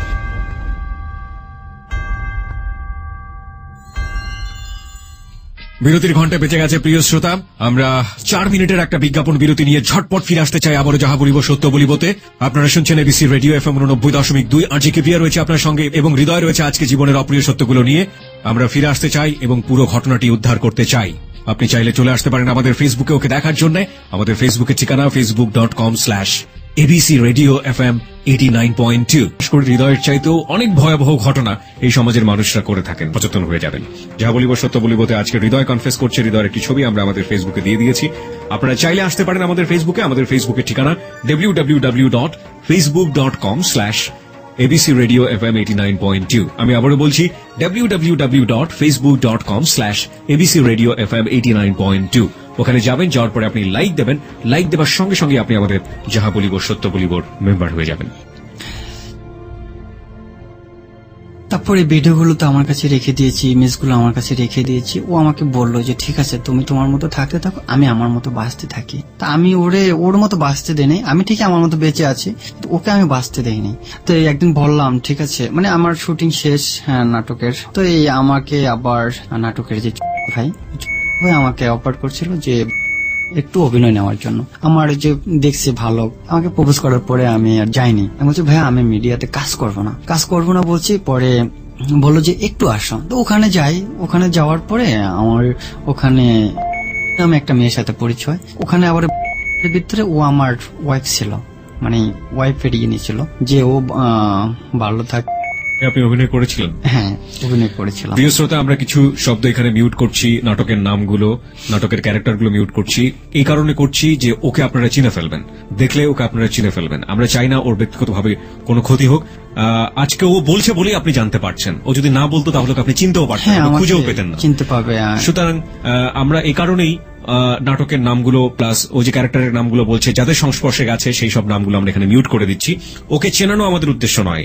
একজন পাপীকে মেরে ফেললে সমাজ থেকে পাপ দূর হয়ে যাবে আমরা এটা বিশ্বাস করি না। আমরা পাপটাকে থামাতে চাই, যে কারণে আমরা ওকে আজকে এখানে সুযোগ দিয়েছি। ওকে, তারপর সে ওই রুমিকে বলি যে রুমি যেহেতু তুমি আমার বউ হয়ে গেছো তাহলে তোমার বউ হয়েই থাকো নাটকের মধ্যে। হ্যাঁ, নাটকের মধ্যে ও আমার বউয়ের অভিনয় করেছিল, আমি ওর বর ছিল। তখন আমাকে বলছিল যে ঠিক আছে থাকবো, সমস্যা কি। তো এভাবে ওর সাথে কথা বলতে বলতে ওই যে এক সময় জাস্ট আমার নিজস্ব ওই যে বলছিলাম গাজীপুরে একটা বাসা নিয়েছিলাম চৌরাস্তা ভাড়া। ওই বাসাতে ও যায়, আড্ডা মারি, গল্প করি। এইটা আবার যেন ওই কিভাবে জানি নিউজ পেয়েছে যে এভাবে আমি বাসা নিয়েছি, কিন্তু আমার বাসাতে আনি নেই। ওই বাসাটা ছিল ওর মামাতো বোনের বাসা। তো সেদিক থেকে ও আমাকে দ্বিতীয়বার আবার আমাকে অফার করে যে তুমি ওই বোনের বাসায় আসো। তো বোনের বাসা গেছি। তো আমাকে ও যা বলতেছে, এমনকি ওই নাম্বারটা পর্যন্ত ওর কাছে চলে গেছে। কিভাবে গেছে তা আমি জানি না। তখন ও নাম্বারটা দেখালো। এখন তো আমি আমি তো কথা বলি, আমি ওর সাথে নাটক করে কথা বলতেই পারি। তুমি তো তোমার বাসাতে গিয়ে আড্ডা মারো, এটা সেটা। তখন আমি বললাম যে ঠিক আছে তুমি কি চাও। বলে যে না আমি তো তোমাকে ভালোবাসি, আমি তোমাকে তো এই জন্য ছেড়ে দিই না যে তুমি খারাপ কিছু করবা বা আমার মতো তোমার হৃদয়ের স্থানে কাউকে স্থান দিবা, এটা। তা আমি এই কথা বলার পরে আমি হেসে দিলাম যে পাগল, তুমি তো আমারই আছো। তখন কিন্তু আমি তার সাথে অভিনয় করে যাচ্ছি, কিন্তু অভিনয় করে যাওয়ার পরে সে আমাকে বলল যে এটা কিন্তু ঠিক না করার পরে আমি ওই দিন ওই বাসা থেকে চলে আসার পরে এমন বলতেছে যে এটা হলো 2012-তে ঘটনাটা, 14ই ফেব্রুয়ারি, যেটাকে আমরা ভ্যালেন্টাইন ডে বলি, ভালোবাসার দিন বলি। সেদিন আমাকে বললো যে হৃদয় তুমি একটু আসো, একটু প্রয়োজন আছে। তা আমি গেলাম। গিয়ে যেহেতু ওকে আমি বিয়ে করব, আমি ওকে আশ্বাস দিয়েছিলাম বা ও আমার কাছে বিয়ে বসবে এরকম কিছু। তো যাই হোক, এক পর্যায়ে সেদিন আমাদের অনেক কিছু হয়। পরে ওকে আমি বললাম যে এটাই মনে তোমার সাথে শেষ, আর মনে হবে না এ বলে। তো আমি ওকে তখন আমি ওই যে সাথে কথা বলি, আবার রং নাম্বারে কথা বলি, কিন্তু আমি মেয়েটার সাথে কথাই বলি, কিন্তু জানি না বাসা কোথায়, সে আমাকে সঠিক পরিচয় দেয় না। আমি তো বলছি যে আমি হৃদয়। মানে এট এ টাইম 4-5 জন মেয়ে আপনার 4-5 লাইফে? জন মিলে আমি কথা বলতেছি কন্টিনিউ। আমার ফোনে মনে হয় 300-350 টাকা পার ডে খরচ হয়। ওকে। তখন 4-5টা সেট আমার already। 5টা সেট? হ্যাঁ 5টা সেট। আমি তো সার্ভিসিং এর কাজ করি, আমার কাছে সুতরাং সেটের কোনো অভাব নেই? সেটার অভাব নেই। তো যেহেতু আমার কন্টিনিউ সিমটা রানিং রেখা, আমি আরগুলো সিম আমি কথা বলতেছি। তো এক এক সময় সিমগুলো আমি ডাইভার্ট করে রাখি, সবগুলো সেট তো আর একসাথে রাখা ঠিক না, তো ডাইভার্ট করে রাখি। আমি দেখি যে আমাকে কল দিচ্ছে, কিন্তু আমি কলটা ব্যাক করি না। অনেক সময় রিসিভ করে বলি যে আমি ব্যস্ত আছি বা এটা সেটা, কিন্তু যেটা বলতাম সত্যি বলতাম, ব্যস্ততার কথা সত্যি বলতাম। যেমন আছে না যে আমি এই কাজ করছি, এই কাজ করছি, এরকম মানে না করেও করছি এরকম না, যা সত্যি তাই বলতাম। তো বলার পরে ওরা বিশ্বাস করতো। তো তখন ওই যে সে মেয়েটা ছিল রাজশাহীর, যখন আমার সাথে কথা বলি, ওই রাজশাহীর মেয়েকে নাম্বারটা দিছে, যে মিথ্যা বলে দিছে যে আমি তো কাউকে পছন্দ করি না, আমাকে একটা মেয়ে খুব ডিস্টার্ব করে, তাহলে তুমি একটু বলো। কিন্তু ফোনে ওই মেয়েটা ওই কনফারেন্স করে আমার সাথে ওই অনেক বকাবকি করছে। বকাবকি করার পরে মানে কষ্ট সইতে না পেরে বা আরো 3-4 জন দিয়ে আমি ওকে ডিস্টার্ব করাইতাম। যে তখন আমাকে একদিন বলল যে হ্যাঁ হৃদয়, তুমি আমার সাথে একটু দেখা করো, তোমার সাথে আর দেখা হবে না। তো আদৌ পর্যন্ত ওর ফ্যামিলি ওকে খুঁজে পায় না। ওর বাসা থেকে ও বের হয়ে আসে, বের হয়ে এমন একটা জায়গায় গেছে, আমার সামনে ও সুইসাইড করছে। আমি ওকে বাধাও দিইনি, কেন ওকে আমি বাধা দিলে তো আমারই সমস্যা হবে, এই জন্য কিন্তু আমি বাধা দিইনি। আমি কিন্তু পাষাণ নিষ্ঠ হৃদয়হীনের মতো আমি ওখানে দাঁড়িয়ে শুধু দেখেছিলাম। সে মানে এতগুলো ঔষধ খেয়েছে যা আমি গুণও শেষ করতে পারবো না, যে এতগুলো ট্যাবলেট সে খেয়েছে। আমি বাধা দিইনি। কোথায় ছিল এই ঘটনাটা? এই লোকেশনটা ছিল আপনার যেটা বলে কাপাসিয়ার পরে ছায়া। এটা কোনো আবাসিক হোটেলে? না, হোটেলে নয়। তাহলে এটা একটা নির্জুম স্থান, ওখানে পাশেই নদী। তো ওই নদীর পাশে একটা জঙ্গল। আপনারা ওখানে মিট করতে গিয়েছিলেন? আমাকে ও নিয়ে গেছে ওখানে। আমি তো চিনিও না ওই জায়গাটা, ওখানে কখনো আমি যাইও নাই। নদী আছে, ওই নদীর পাড়ে একটা জঙ্গল আছে আর কি। দিনের বেলা যদি ওখানে কেউ মানে কেউকে মাইরও রেখে আসে, কেউ দেখার মতো নির্জুম। তা আমি আরো হাঁটতে হাঁটতে গেছিলাম, তো কোনো লোকজন নেই। তখন বিকালবেলা হাঁটতে হাঁটতে সন্ধ্যা ঘনিয়ে আসছে। তো এই সন্ধ্যা ঘনিয়ে আসার পরে ওষুধগুলো খাইছে। আমি শুধু দেখছি। কি বললো আপনাকে ওষুধ খাওয়ার আগে? ওই ওষুধ খাওয়ার সময় বলছে যে হৃদয়, আমি তোমাকে কোনোদিন ডিস্টার্ব করবো না, আর তুমি যে আমার ব্যাকগ্রাউন্ড সম্পর্কে জেনে গেছে সব, এই যে আমি পিছনে কি করছিলাম ও সবকিছু জেনে গেছে। জেনে গিয়ে বললো যে আমি হয়তো আমার জীবনে অনেক ভুল করেছি, আমি তোমার জীবনে থাকবো না, তোমাকে আমার প্রয়োজন নেই, আমাকেও তোমার প্রয়োজন নেই। এই কথা বলে ও ওষুধগুলো খাইতেছে। আগেই খুলে নিয়ে গেছে, আগেই ওষুধগুলো খুলে নিয়ে গেছে। এখন কি ঘুমের ঔষধ না অন্যান্য ওষুধ এটা আমি বলতে পারবো না, যেহেতু খোলা ঔষধ। কতগুলো ওষুধ থেকেছিলেন আপনার জানা মতো? হয়তো 80 থেকে 82টা ঔষধ হবে। হাতের মধ্যে? হাতের মধ্যে না, একটা কাগজে। আচ্ছা, তারপর? ও মুট করে 4-5 খাইলো। একটা পানির বোতল নিয়ে গেছিল। আপনি ধরেন না? আমি ধরি না, আমি তো দূরে। ওর থেকে মনে হয় 4-5 নল দূরে, এতটা দূরে। আমার থেকে দূরে চলে গেল। এটা তুমি একটু বসো, আমি একটু আসতেছি। তা আমি মানে দেখো না দেখার ভান করেছিলাম, যে মরে যাক এটা আমি চাচ্ছিলাম। তখন আমি বসেছিলাম। খাওয়ার পরে 10 থেকে 15 মিনিট কথা ঠিক মতোই বলছিল, তারপরে আর কথা বলতে পারে না, মুখে বেজে যায় বা বলতেছে আমার বুকটা ফেটে যায়। আধা ঘন্টার মতো হয়তো আমার বুকে ঢলাঢলি করছিল, আমি কোথাও নিয়ে যাইনি। আধা ঘন্টা পর্যন্ত আমার সাথে জোরাজোরি করছিল যে আমার বুকটা ফেটে যাচ্ছে, আমাকে একটু পানি দাও, মানে এভাবে, মানে কাগজে মিনতি বা যেটা আত্মচিৎকার বলে আর কি। তখন সে বলে না যে সে বাঁচবে, আমাকে হসপিটাল নিয়ে যায়, সেটা বলে না। হয়তো আমি তো আর থাকবো না, আমাকে ক্ষমা করে দিও, বা আমার এই ভিডিও ক্লিপস গুলো হয়তো কাউকে দেখায়ও না। ও আবার দেখছে, আমি ওকে দেখাইছিলাম আমার এই ভিডিওগুলো ল্যাপটপে, আমি ওকে দেখাচ্ছিলাম। তখন বলছিল যে আমার এই ভিডিওগুলো কাউকে দেখাও না, আমাকে ওয়াদা টদা করে। আধা ঘন্টা পর দেখি ওর আর কোনো ইয়ে নেই, মানে যেটা কি বলে, ওর শরীরে কোনো রক্তের চলাচল করার মতো কোনো ইয়ে পাইতেছি না খুঁজে।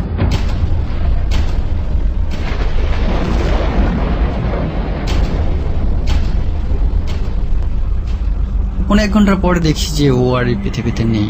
ওই সময়টাতে কেউ ছিল না আশেপাশে? না, তো তখন তো রাত হয়ে গেছে, আমার তো জঙ্গল নির্জন। তখন ওই অবস্থাতে আমি ওখানে ওরে রেখে আসতে পারি নাই।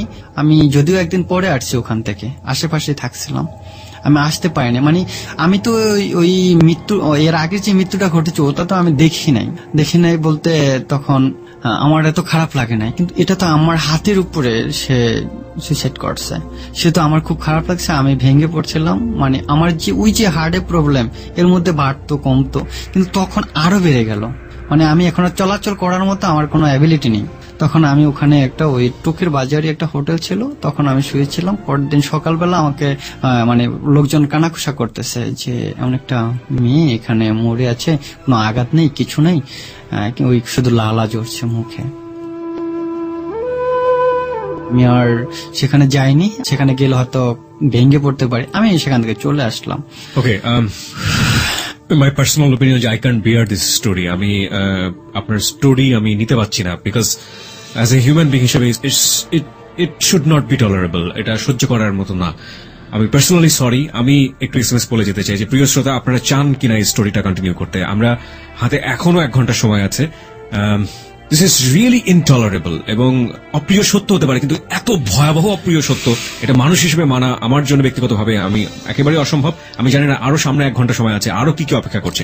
আপনারা রিয়েলি কি চান যে স্টোরিটা সামনের দিকে যাক, বা ও যেগুলো বলছে অপ্রিয় সত্য সেগুলো প্রকাশ পাক? যদি আপনারা চান তাহলে আপনাদের ওপিনিয়নটা আমার জরুরি। আমি ব্যক্তিগতভাবে আমি সম্পূর্ণ আপনাদের উপর ছেড়ে দিচ্ছি। আপনারা যদি মনে করেন যে ইয়েস আমরা পুরোটুকু শুনতে চাই, কি করেছে ও, কতটা পাষণ্ড ছিল, কতটা বর্বর ঘটনা ঘটাতে পারে একজন মানুষের অতীতকে কেন্দ্র করে, তাহলে আপনারা আমাদেরকে জানান আপনাদের ওপিনিয়ন, অথবা আমরা এই গল্পটা ওর অপ্রিয় সত্যটা আমরা এখানেই শেষ করে দিব। আমরা সামনের দিকে এগোবো না। আমরা এসএমএস বলে ছেড়ে দিচ্ছি সম্পূর্ণ রূপে।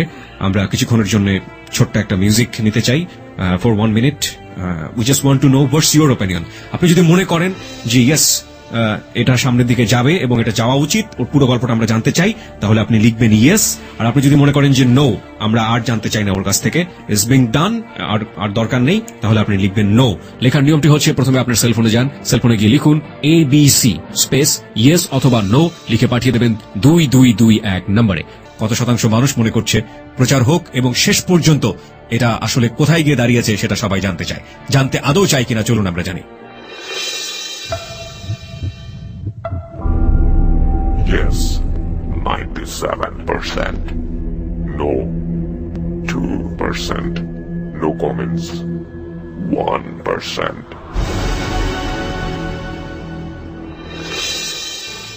কম্পিউটার বলছে 97% ইয়েস, 2% নো এবং 1% নো কমেন্টস। 97% যেহেতু চাচ্ছে, সুতরাং প্রিয় শ্রোতা আমরা গল্পটাকে ক্যারি করছি। হৃদয়, গুড লাক ফর ইউ। হৃদয়, আমি ঠিক জানি না, আমার নিজের জায়গাটা থেকেও আমি নিতে পারছি না। আমার মনে হয় যে it should be stopped, but যেহেতু আমাদের শ্রোতারা জানতে চাচ্ছে সে কারণেই আমি আপনাকে কন্টিনিউ করার সুযোগ দিচ্ছি। বাট আমার মনে হয় আপনি একটু আনকমফোর্ট ফিল করছেন। আপনার কি সমস্যা হচ্ছে? কি সমস্যা হচ্ছে? আমার হার্টে খুব সমস্যা। হার্টে প্রবলেম হচ্ছে? খুব ব্যথা করছে। কি মানে আপনি বলতে চান শেষ পর্যন্ত? হ্যাঁ অবশ্যই, আমি বলার জন্য এখানে আসছি। আমার ওকে, আপনি ধীরে ধীরে যেভাবে কমফোর্ট ফিল করেন ঠিক সেভাবে বলেন। হ্যাঁ, তারপর মানে আমার এই সমস্যাটা হয়েছে ওই যে পৃথিবীর সাথে যে রিলেটিভটা করেছিলাম, প্রথম দিকে বলেছেন যে যখন আপনার বিয়েটা হয়ে যায় সেখান থেকে মানে আমি একটু টেনশন ফিল করলে বা আমি একটু উত্তেজিত ভাবে বা টেনশন ফিল মূলক কোনো কথা বললে আমার এই সমস্যাটা হয়। ওকে, রিল্যাক্স। আপনি যেভাবে ফিল করে বলতে কমফোর্ট ফিল করেন সেভাবেই বলেন। আমি ওখান থেকে চলে এসে আমি আর ওখানে যাওয়ার কোনো চিন্তা ভাবনা করতেছি না যে আমি যাবো। বা ওর কোনো প্যারেন্টস আপনার সঙ্গে যোগাযোগ করেছিল পরে, যেহেতু ওর বাবা মা তো আমাকে চিনতো না বা জানতো না Okay. কোথায় যাইতো কোথায় থাকতো। পরে আমি কিছুদিন ওই নাম্বারটা ওপেন রেখেছি। পরে ওই যে তো ওই নাটক করতে গিয়ে আর কি অভিনয় করতে গিয়ে সেখানে আমার সাথে ওর সাথে পরিচয় হয়। তো আমি আর চেষ্টা করি না, আমি কিছুদিন ওই আমার যে রানিং সিনটাতে ওর সাথে কথা বলতাম ওই সিনটা আমি কিছুদিন করেছি। তো ওই মোবাইলটা থেকে প্রায় কল আসতো, আমি রিসিভ করতাম না, কোথায় আছে কে বা জানার চেষ্টা করতাম, শুধু শুনতাম। শুধু বলতো যে কে আপনি, কে আপনার, একটু কথা বলেন। তখন আমি আনইজি হয়ে যেতাম। আর একটা মেয়ের জন্য একটা সিমই আমার খোলা থাকতো, মানে ওটাতে কেউ কল করতো না। তখন শিওর ছিলাম যে ওর কেউ ছাড়া আমাকে কেউ কল করে না। তো আমাকে কল করলো, কল করার পরে আমাকে বললো যে হ্যাঁ, আমি কথা বললাম যে হ্যালো কে, হ্যাঁ আপনি কে, এই নাম্বারটা থেকে আপনাকে কল করতো অনেক সময়, রিসিভ করলে ডায়াল করলে, তুই কি আপনি? আমি বললাম আমি তো চিনি না, আমি তো সিমটা পেয়েছি। বলে কোথায়? আমি বলছি গাজীপুর। এই কথা বলতে সিমটা ক্লোজ করছি, ক্লোজ। পরে আমি আর ওর দিকে ভাবিও নাই আর যাইও না। তো এ বলে কেটে যাচ্ছে। তখন ওই যে যেই মেয়েটা দিয়ে ওকে আমি বলাইছিলাম যে আমি লাভ করি না, ও আমাকে ডিস্টার্ব করে, এখন ওই মেয়েটার সাথে কথা বলতেছি। কথা বলার পরে ওই মেয়েটাকে আমি ঢাকা আনাই। এখন আর ঢাকা তো আমার জায়গা নেই, আমি ওকে গাজীপুর নিয়ে যাই। গাজীপুর নেওয়ার পরে ওর সাথে প্রায় 20 থেকে 25 বার ওর সাথে আমার দেখা হয়। ও পরে ওই যে ওই রাজশাহী থেকে। ও থাকতো আপনার ময়মনসিংহ, ওর কি জানি স্টিকটন ছিল, ওখানে থাকতো। ওখান থেকে আসতো, আমার সাথে দেখা করতো। দেখা করার পরে জানেন তো দেখা হলে আমার হ্যাবিটটা কি, ওটা তো জানেনি। তো এই হতো। তো এই অবস্থাতে ও যখন থাকতো বা কথা বলতো, ওর একটা ছোট্ট বোন ছিল অনেক সুন্দরী। সে আমাকে বলতো, মানে সে জিজ্ঞাসা করতো যে আমি কে। তখন বলতো এটা তো আমার ভাইয়া লাগে। ওই বলতো যে এটা আমার ভাইয়া। তখন ওর ছোট বোন তাহলে আমার ভাইয়া। তখন ওই ছোট বোনটা জানতো না যে আমি কে। তখন ওই ছোট বোনটা বলতেছিল, মানে একসময় কথা বলতে বলতে 1-1.5 মাস কথা বলার পরে এক সময় আমি SMS করি। আমারটা SMS লেখা আছে, জমা আছে, আমি ওই সেন্ড করতে থাকি। একই SMS আপনি সবাইকে দিতেন? হ্যাঁ, একই SMS সবাইকে দিতাম। হয়তো সবার কাছে আনকমন থাকতো, কারণ এই SMS তো হয়তো পাইতো না। কিন্তু এই দেখে SMS হয়তো বা অনেক সময় দেখা গেছে SMS ও কথা বলে। তো একদিন একটা SMS লিখছিলাম, লেখার পরে সাথে সাথে আমি প্রত্যুত্তরটা পেয়ে গেছি বলতে আমি বলেছিলাম যে যদি তুমি লাভ করো তাহলে আমাকে ফিরতে SMS করো। SMSটা ও করেছে সাথে সাথেই, মানে 2 মিনিট লেট হয়েছে, যে যাইতে লিখতে আসতে যতক্ষণ। তো এই অবস্থায় কিন্তু সাথে আমার রিলেটিভ থাকা অবস্থায় কিন্তু ওই বোন জানতো যে ওর ভাই, আমি ওরও ভাই, কিন্তু ও জানতো না যে ওর বড় বোনের সাথে আমার রিলেটিভ। এটা হলো কিছুদিন আগের ঘটনা, 13 সালে। তার সাথে আমি কথা বলছি, সেটা বেশি দিন হয় না। হাতির ঝিল উদ্বোধন হয়েছে কবে? এই হাতির ঝিলে? হ্যাঁ, হাতির ঝিল সময়ের উদ্বোধন হয়েছিল। সেদিন ওকে আমি নিয়ে ঘুরছিলাম আর ওর ছোট্ট বোনের সাথে মোবাইলে কথা বলছিলাম। ও সেটা জানতো না? হ্যাঁ, জানতো। ও ছোট বোন সাথে কথা বলেন জানতো, কিন্তু সেটা ছোট বোন হিসেবেই জানতো। ছোট বোন হিসেবে জানতো, কিন্তু ওর ছোট বোন যে এতটা আমার সাথে আগে গেছে এটা আমি জানতাম, কিন্তু ও জানতো না। তো ওর সাথে কিছু ইমেজ টিমেজ করছি ওই সময়টাতে হাতির ঝিলে যেদিন নরমাল ইমেজ আর আলাদা। হ্যাঁ, এটাকে আমি আবার অ্যাটাচ করে ওই যে পাঠিয়ে দিয়েছি, এটা সেভ করিনি, পাঠাইছি বলতে রাইখা দিছি। রাইখা দেওয়ার পরে আমি ও রাজশাহী চলে যাবে, আমাকেও যাইতে বলছে, তাই আমি গেলাম। কিন্তু সাথে তো আমার সাথে ফিজিক্যাল রিলেশন, অন্যরকম একটা ভাব। কিন্তু ভাইয়া, ও ডাকে ভাইয়া, ভাইয়া না ডাকলে তো আর যেতে দিবে না, হয়তো অনেক প্রশ্নের সম্মুখীন হতে হবে। সে তো আমাকে ভাইয়া বলে ওখানে নিয়ে গেল। নিয়ে যাওয়ার পরে গেলাম, ওর ছোট বোনকে আমি এদিক দিয়ে বললাম যে আমি তো তোমার আপুর সাথে আসতেছি, তাহলে কি? ঠিক আছে, তুমি আপুর সাথে আসবা, সমস্যা কি? এখন ভাইয়া থেকে আপনি থেকে তুমি হয়ে গেলাম, যেহেতু লাভ রিলেশন। সে তো আমাকে ও দেখার পরে, যেহেতু সুন্দরী আমি আগে দেখেছি, আমাকেও দেখেছে, ওর ফ্যামিলি তো আর আমাকে দেখে নাই, ওর ফ্যামিলি আমাকে দেখে জাস্ট বললো যে হ্যাঁ। তো কান্নাকুষা করতেছে পাশের লোকজন, বলতেছে যে এমন একটা ছেলে আসছে, কোনো পরিচয় নেই, কিছু নেই। মানে যাওয়ার পরে আমি একদিন থাকলাম ওখানে।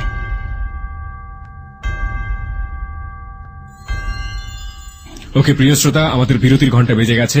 একদিনের পরের ঘটনা আমরা জানবো। ঠিক রাত 1টা বাজার সঙ্গে সঙ্গেই আমরা আবারও হৃদয়কে নিয়ে ফিরে আসবো যাহা বলিব সত্য বলিবতে। আপনি শুনছেন আপনার প্রিয় স্টেশন ABC রেডিও FM 89.2। আর যে কি প্রিয়া রয়েছে আপনার সঙ্গে, এবং রয়েছে আমার টিম আর যে সুমন ও সাউন্ড এডিটর মঞ্জু।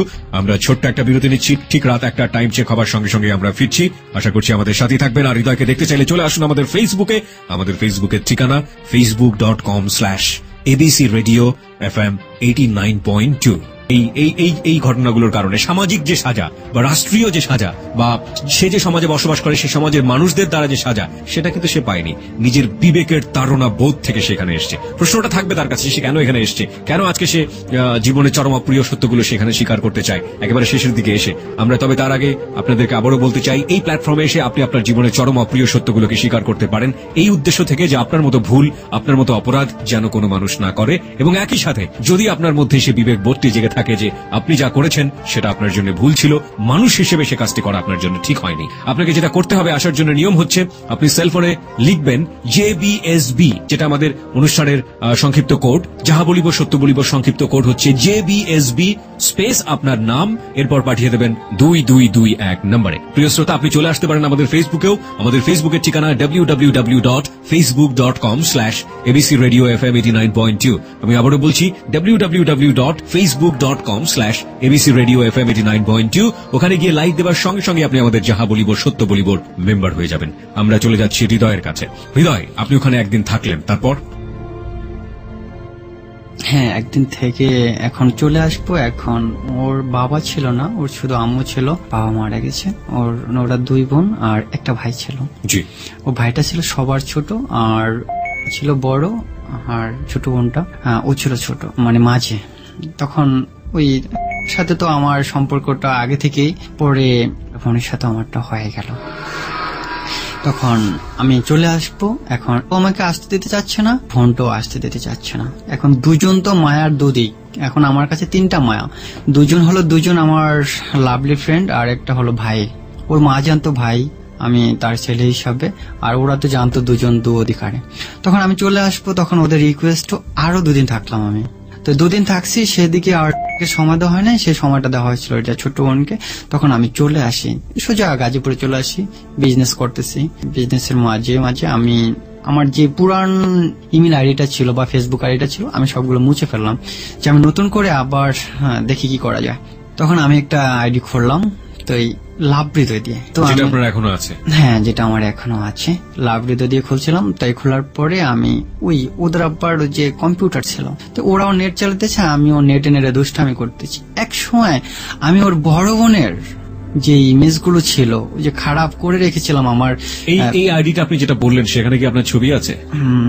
এখন নেই, আমি ওখান থেকে সব ছবি ফেলে দিয়েছি। ওকে, তারপর হ্যাঁ, তো ওই আইডিটা এখন আমি বর্তমানে খুব সুন্দর একটা আইডি তো বানিয়েছিলাম, ওটা এই জন্য আছে, মানে নামের উপরে আছে, তো তাই এই জন্য আমি ওখানে ওটা মানে ওখানে আমি যে আপলোড করে ওকে আমি বলে দিয়েছি যে দেখো তো এখানে কিছু দেখো কিনা।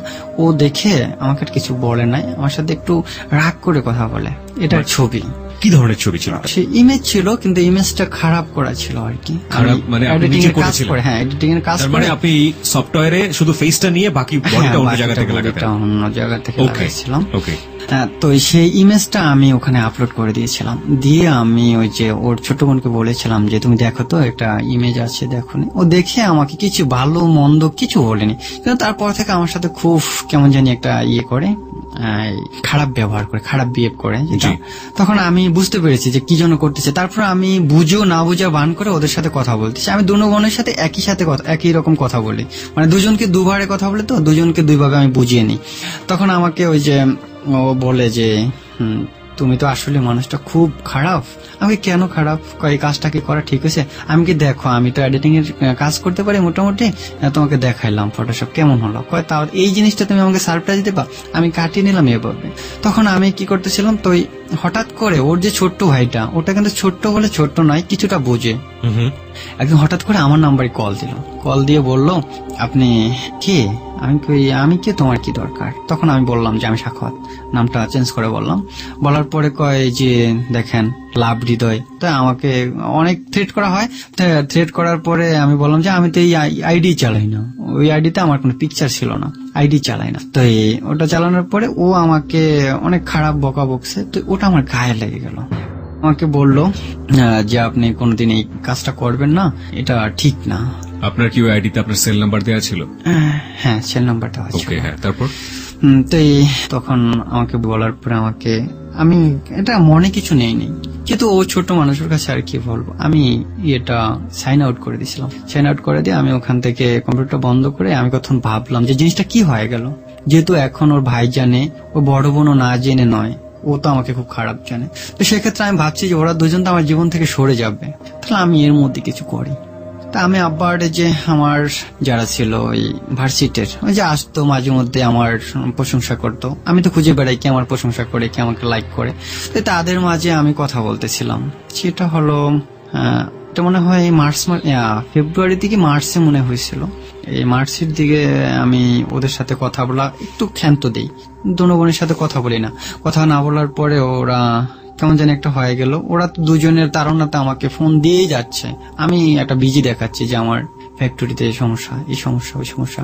তো এটা দেখিয়ে আমি ওদেরকে একটু দূরে ছিলাম। দূরে থাকা অবস্থায় আমার ওই যে ভার্সিটির ওখানে আমার একটা মেয়ে খুব পছন্দ হয়ে গেছিল। আমার ফার্স্ট ইয়ার এসে ভর্তি হয়েছে। ওই মেয়েটাকে আমি বললাম যে তোমাকে আমার খুব ভালো লাগছে, তুমি এখন কি করো? আমি ডাইরেক্টলি বলছিলাম। তখন আমাকেও বলছিল যে আপনি কি করে ভাবলেন যে আপনার সাথে রিলেটিভ করবো? আমি তোমার সাথে রিলেটিভ করবো। তবে আমি জানতাম না ওই যে অন্য ধর্মের ছিল। তখন আমি জানতে পারলাম যে ও অন্য ধর্মের ছিল। তো আমি বলছি যে তারপর আমি তোমাকে চাই, আমি তোমাকে বিয়ে করবো, এটাই বলছিলাম। প্রত্যেকের সাথে তো আপনি বিয়ের কথাই বলছিলাম, কিন্তু বিয়ের কথা না বললে তো আজকাল মেয়েরা তো রাজি হয় না। ঠিক আছে, যেটা আমার মানে একটা পথ ছিল যে বিয়ের কথা বলে তো আমার কাছে বিয়ে বসবেই, এই জন্য আমাকে লাভ করবে। আর এটা দিয়ে আমি সুযোগে সদ্ব্যবহার করতাম। তা আমি বলছি যে তোমাকে আমি বিয়ে করবো। কয় ঠিক আছে, তাহলে কতদিন পর বিয়ে করবো? যে ঠিক আছে, তুমি তো মাত্র অনার্স ফার্স্ট ইয়ারে, তাহলে আমার একটা ছোট বোন আছে, ওরও বিয়ে শাদী হয়ে যাক, তারপরে আমি তোমাকে বিয়ে শাদী করবো। হ্যাঁ, তো এদিক দিয়ে ওর সাথে সম্পর্কটা হইতেছে আর কি, যেহেতু হিন্দু আমি মুসলমান, সম্পর্কটা একটু জটিল ব্যাপার। তো এই জটিল ব্যাপার বলতে আমি ব্যাপারটা একটু আনেজি ফিল করছিলাম যে আমি তো এত অন্যায় করেছিলাম, এর মধ্যে প্রায় 30-35টা মেয়ে হয়ে গেল আমার জীবনে, যাদেরকে আপনি প্রত্যেককে শারীরিকভাবে আমি ওকে। হ্যাঁ, তো এই 30-35টা হয়ে গেল। এখন আমি একটু ভাবতেছি যে আমি কি করব, আমি এটা ভাবতেছি। এদিক দিয়ে ওই যে আমাকে একদিন ফোন করে বললো যে চরিত্রহীন, লম্পট, খুব বকা দিল। কথার পরে বললাম যে কেন তুমি আমাকে বকা দিচ্ছ? পরে বললো যে তুই জানিস না, আমাকে তুই বললো যে তুই জানিস না কেন আমি তোকে বকছি? আমাকে কেন বকছিস? আমিও তুই ব্যবহার করছি। বলে যে তুই আমার ইমেজটা যে এইভাবে করে দিলি, তোর কি মা বোন নেই? বলছে তুই তো বিয়ে করতি না, তুই তো আমাদের সাথে জাস্ট এনজয় করে গেলি, তখন আমাকে তুই আমাদের হয়ে গেছে। অত ব্যাপারটা জানতে পারছেন। তখন জানার পরে আমি 2 দিন এভাবে ঝগড়ামূলক কথা বলছিলাম। ও ফোন দিত, আমি রিসিভ করতাম না, রিসিভ করলে শুধু বকাবকি করতো। যাই হোক, বকাবকি করার পরে আমাকে এভাবে বলার পরে আমি তার সাথে কথা বলা বন্ধ। এখন আছে ছোট্ট বোনের পালা। ছোট বোন সাথে যে নাম্বারটাতে কথা বলতাম, ওটা আবার ওকে ভাবে যেন সংগ্রহ করে ওই নাম্বারে কল দিছে। যাই হোক, কল দেওয়ার পরে ওই ছোট্ট বোন বড় বোনের সাথে কথা বলে আমাকে যার সেটটা ওরে দেয়। তাই ওকে দিল। ওকে দেওয়ার পরে বলল যে তুই কি চাস যে তুই জেল খাটিস, তুই কি চাস যে তুই জেলে পচিস, এরকম আমাকে হুমকিমূলক কিছু কথা বলছে যে আমরা তো তোকে জেলে ফাঁসাবো, আমি আত্মহত্যা করবো, সেই আমাকে নানান কথাবার্তা বলতেছে মোবাইলে। বলার পরে আমি এটাকে কেয়ার করি না, যেহেতু আমার জীবনে 2-2টা অ্যাক্সিডেন্ট হয়ে গেছে, সেহেতু আমি আর কোনো কেয়ার নিচ্ছি না মাথায়। সেক্ষেত্রে আমাকে ও এক সময় বলে যে ঠিক আছে, আমরা 2 বোনে 1 বোনও, আর তোর সাথে কখনো কথা বলবো না। এটা হলো মার্চ মাসের ঘটনা। সেদিন 21শে মার্চ ছিল। তো সেদিন রাতে আমার সাথে কথা হয়েছিল, লাস্ট কথা। ওর বড় বোনের নাম্বারটা এখন আর খোলা নেই, আর এখন আমি জানতেও চাইনি, আর আমি ওই সিমগুলো অফ করে দিচ্ছি। পরে হঠাৎ করে একদিন ওর ভাই আমাকে ফোন দিছিল। ফোন দেওয়ার পরে খোলার পরে আর কি সিমটা, যে তোর কারণে আমার ফোন আজকে আত্মহত্যা করলো। এটুকু শোনার পরে আমি আর কথা বলি নাই। হয়তো যেটা আমি জানি না কেন কথা বলিনি, হয়তো আমার ভিতরে একটা ভয় কাজ করছিল যে ওরা কোনো প্রমাণ বা কিছু রেখে দিয়ে আমাকে ফাঁসায় কিনা। তখন আমি ভয় আর কথা বলিনি, বা আদৌ পর্যন্ত ওদের সাথে আমার কোনো রিলেশন নেই। তো এভাবে তো ওর সাথে কথা বলা বন্ধ। এখন ওই যে হিন্দু মেয়েটা আমাদের ভার্সিটির, ওর সাথে আমি রিলেটিভ অলরেডি বন্ধ করে দিয়েছি। এই জন্যই এপ্রিলে ওই যে আমি বিটিভিতে কাজ করছি, আমার এই মা একটা পাঠ করছিল, মায়ের পাঠ করছিল। তো ও তারই এক ভাগ্নি সম্পর্ক, অনেক সুন্দর দেখতে। এখনো আমি ওই মেয়েটাকে এখন লাভ করি, আর ওই মেয়েটাই আমার জীবনের এতটা চেঞ্জ এনে দিয়েছে। পয়েন্ট হৃদয়, 2টো মেয়ে কনফার্ম যে তারা ডেট। একটা মেয়ে আপনি তার ভাইয়ের কাছ থেকে ফোনে শুনেছেন যে আত্মহত্যা করেছে, she may be dead or not, I don't know. 3টা মেয়ে এভাবে আপনার কৃতকর্মের জন্য দুনিয়া ছেড়ে চলে গেল।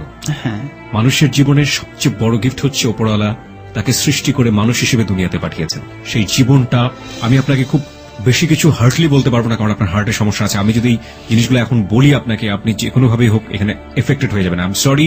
টেক্সট যেগুলো আসছে ফেসবুকে, সেগুলোও যদি আপনি দেখেন, তাহলে আমার বিশ্বাস যে আপনি নিজেকে কন্ট্রোল করতে পারবেন না, it will be damage for you.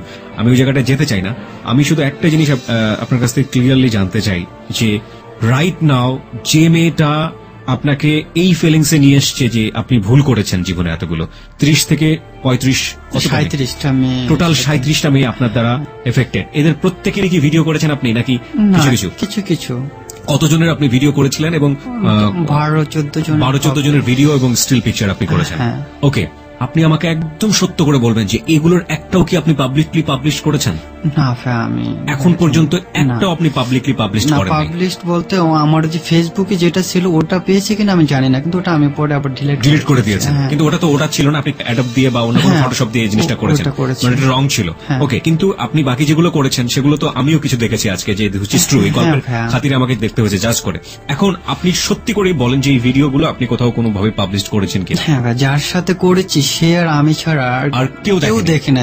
আজকে আপনি দেখেছেন। আপনি তো সৃষ্টিকর্তা সৃষ্টিকর্তাকে বিশ্বাস করেন। হ্যাঁ, অবশ্যই তো ভাইয়া। সৃষ্টিকর্তার শপথ নিয়ে আপনি বলছেন যে আর এটা সেই সৃষ্টিকর্তাকে ভয় করি বলে তো ভাই আপনি কোথাও আজকে পাবলিশড এটা সত্য করেন, বলতে আসলাম। রাইট? ওকে, ফাইন। তাহলে আপনি আজকে লাখো শ্রোতার কাছে ওয়াদা করে যান যে আপনি প্রমিস করছেন সৃষ্টিকর্তার নামে যে আপনি জীবনে কোনোদিন এগুলো, আমি জানি যে যদি আপনি রাখতে চান ইজিলি আপনার কাছে এগুলোর কপি আছে, কিন্তু আপনি যদি নিজে থেকে ওয়াদা না করেন তাহলে এটা কোনোভাবেই সম্ভব না। আপনি ওয়াদা করেন আজকে সবার সামনে যে এই ছবিগুলো, এই ভিডিওগুলো আপনি ওয়াদা করছেন, এগুলো আপনি আজকের পরে আজকেই আপনি সমস্ত কপি একদম বার্ন করে ফেলবেন, ডিলিট করে দিবেন। যাই হোক ভাই, আমি আরেকটু কথা বলতেছি। না, আপনি আগে ওয়াদাটা করেন, তারপর আপনার বাকি কথা আমি যাবো। হ্যাঁ ভাই, আমি ওয়াদা করে যাবো যে আমি ওই প্রমাণ আমার কাছে যা আছে পুরানো আমার যে ভ্যাডলি মানে যে পাপি বলে আর কি আমাকে আখ্যায়িত, হয়তো অনেক শ্রোতা আমাকে পাপি বলে আখ্যায়িত করছে, তো আমি এই শ্রোতাদের কাছে বলবো যে ভাই আমাকে ঘৃণা না করে আমার পাপটাকে ঘৃণা করে। আমি এই কথাই বলে আমি সবার কাছে, সকল শ্রোতার কাছে ক্ষমা চাচ্ছি। জি, ক্ষমা চাওয়ার জায়গাতে আমি আবারও আসছি। তবে আগে আপনি বলেন যে যারা এখন পর্যন্ত আপনার কাছে যে বোমটা আছে যেটাতে ক্ষতি হতে পারে, বোম সেন্স আমি বলছি যেটা মানুষের ক্ষতি করবে সামাজিক ভাবে, সেই জিনিসগুলো আপনি আজকের অনুষ্ঠানে ডিলিট করে যাবেন এবং আপনার কাছে যেগুলো আছে সেগুলো আপনি ওয়াদা করেন যে আপনি সম্পূর্ণ ডিলিট করে যাবেন লাখো শ্রোতা। হ্যাঁ ভাই, আমি আমার কাছে প্রায় 30 থেকে 35টা সিডি ক্যাসেট আছিল। আমি ওই যে হার্ড ডিস্ক আমার ল্যাপটপে সমস্যা হওয়ার পরে আমি ওগুলো কপি করে রেখেছিলাম, যা যা ছিল পরে সবগুলো আমি ভেঙে ফেলবো বা পুড়ে ফেলবো, আর আমার হার্ড ল্যাপটপে বা ডেস্কটপে যা আছে আমি সব ডিলিট করে দেবো। You promise? Okay, Promise, okay. প্রিয় শ্রোতা, আমি আপনাদেরকে এখানে বলতে চাই ও কিছু ল্যাপটপ বা এগুলোর সাথে করে নিয়ে এসছে, সেগুলো আমি আমার অনুষ্ঠান চলাকালীন ওর দ্বারা ডিলিট করিয়ে দিয়েছি। আর আপনাদেরকে যেটা বলতে চাই, যারা এইসব কাজ করেন বা এরকম করার সম্ভাবনা রয়েছে তারা please be aware yourself. This is your personal video, husband ওয়াইফের হতে পারে, যে কোনো কিছুই হতে পারে।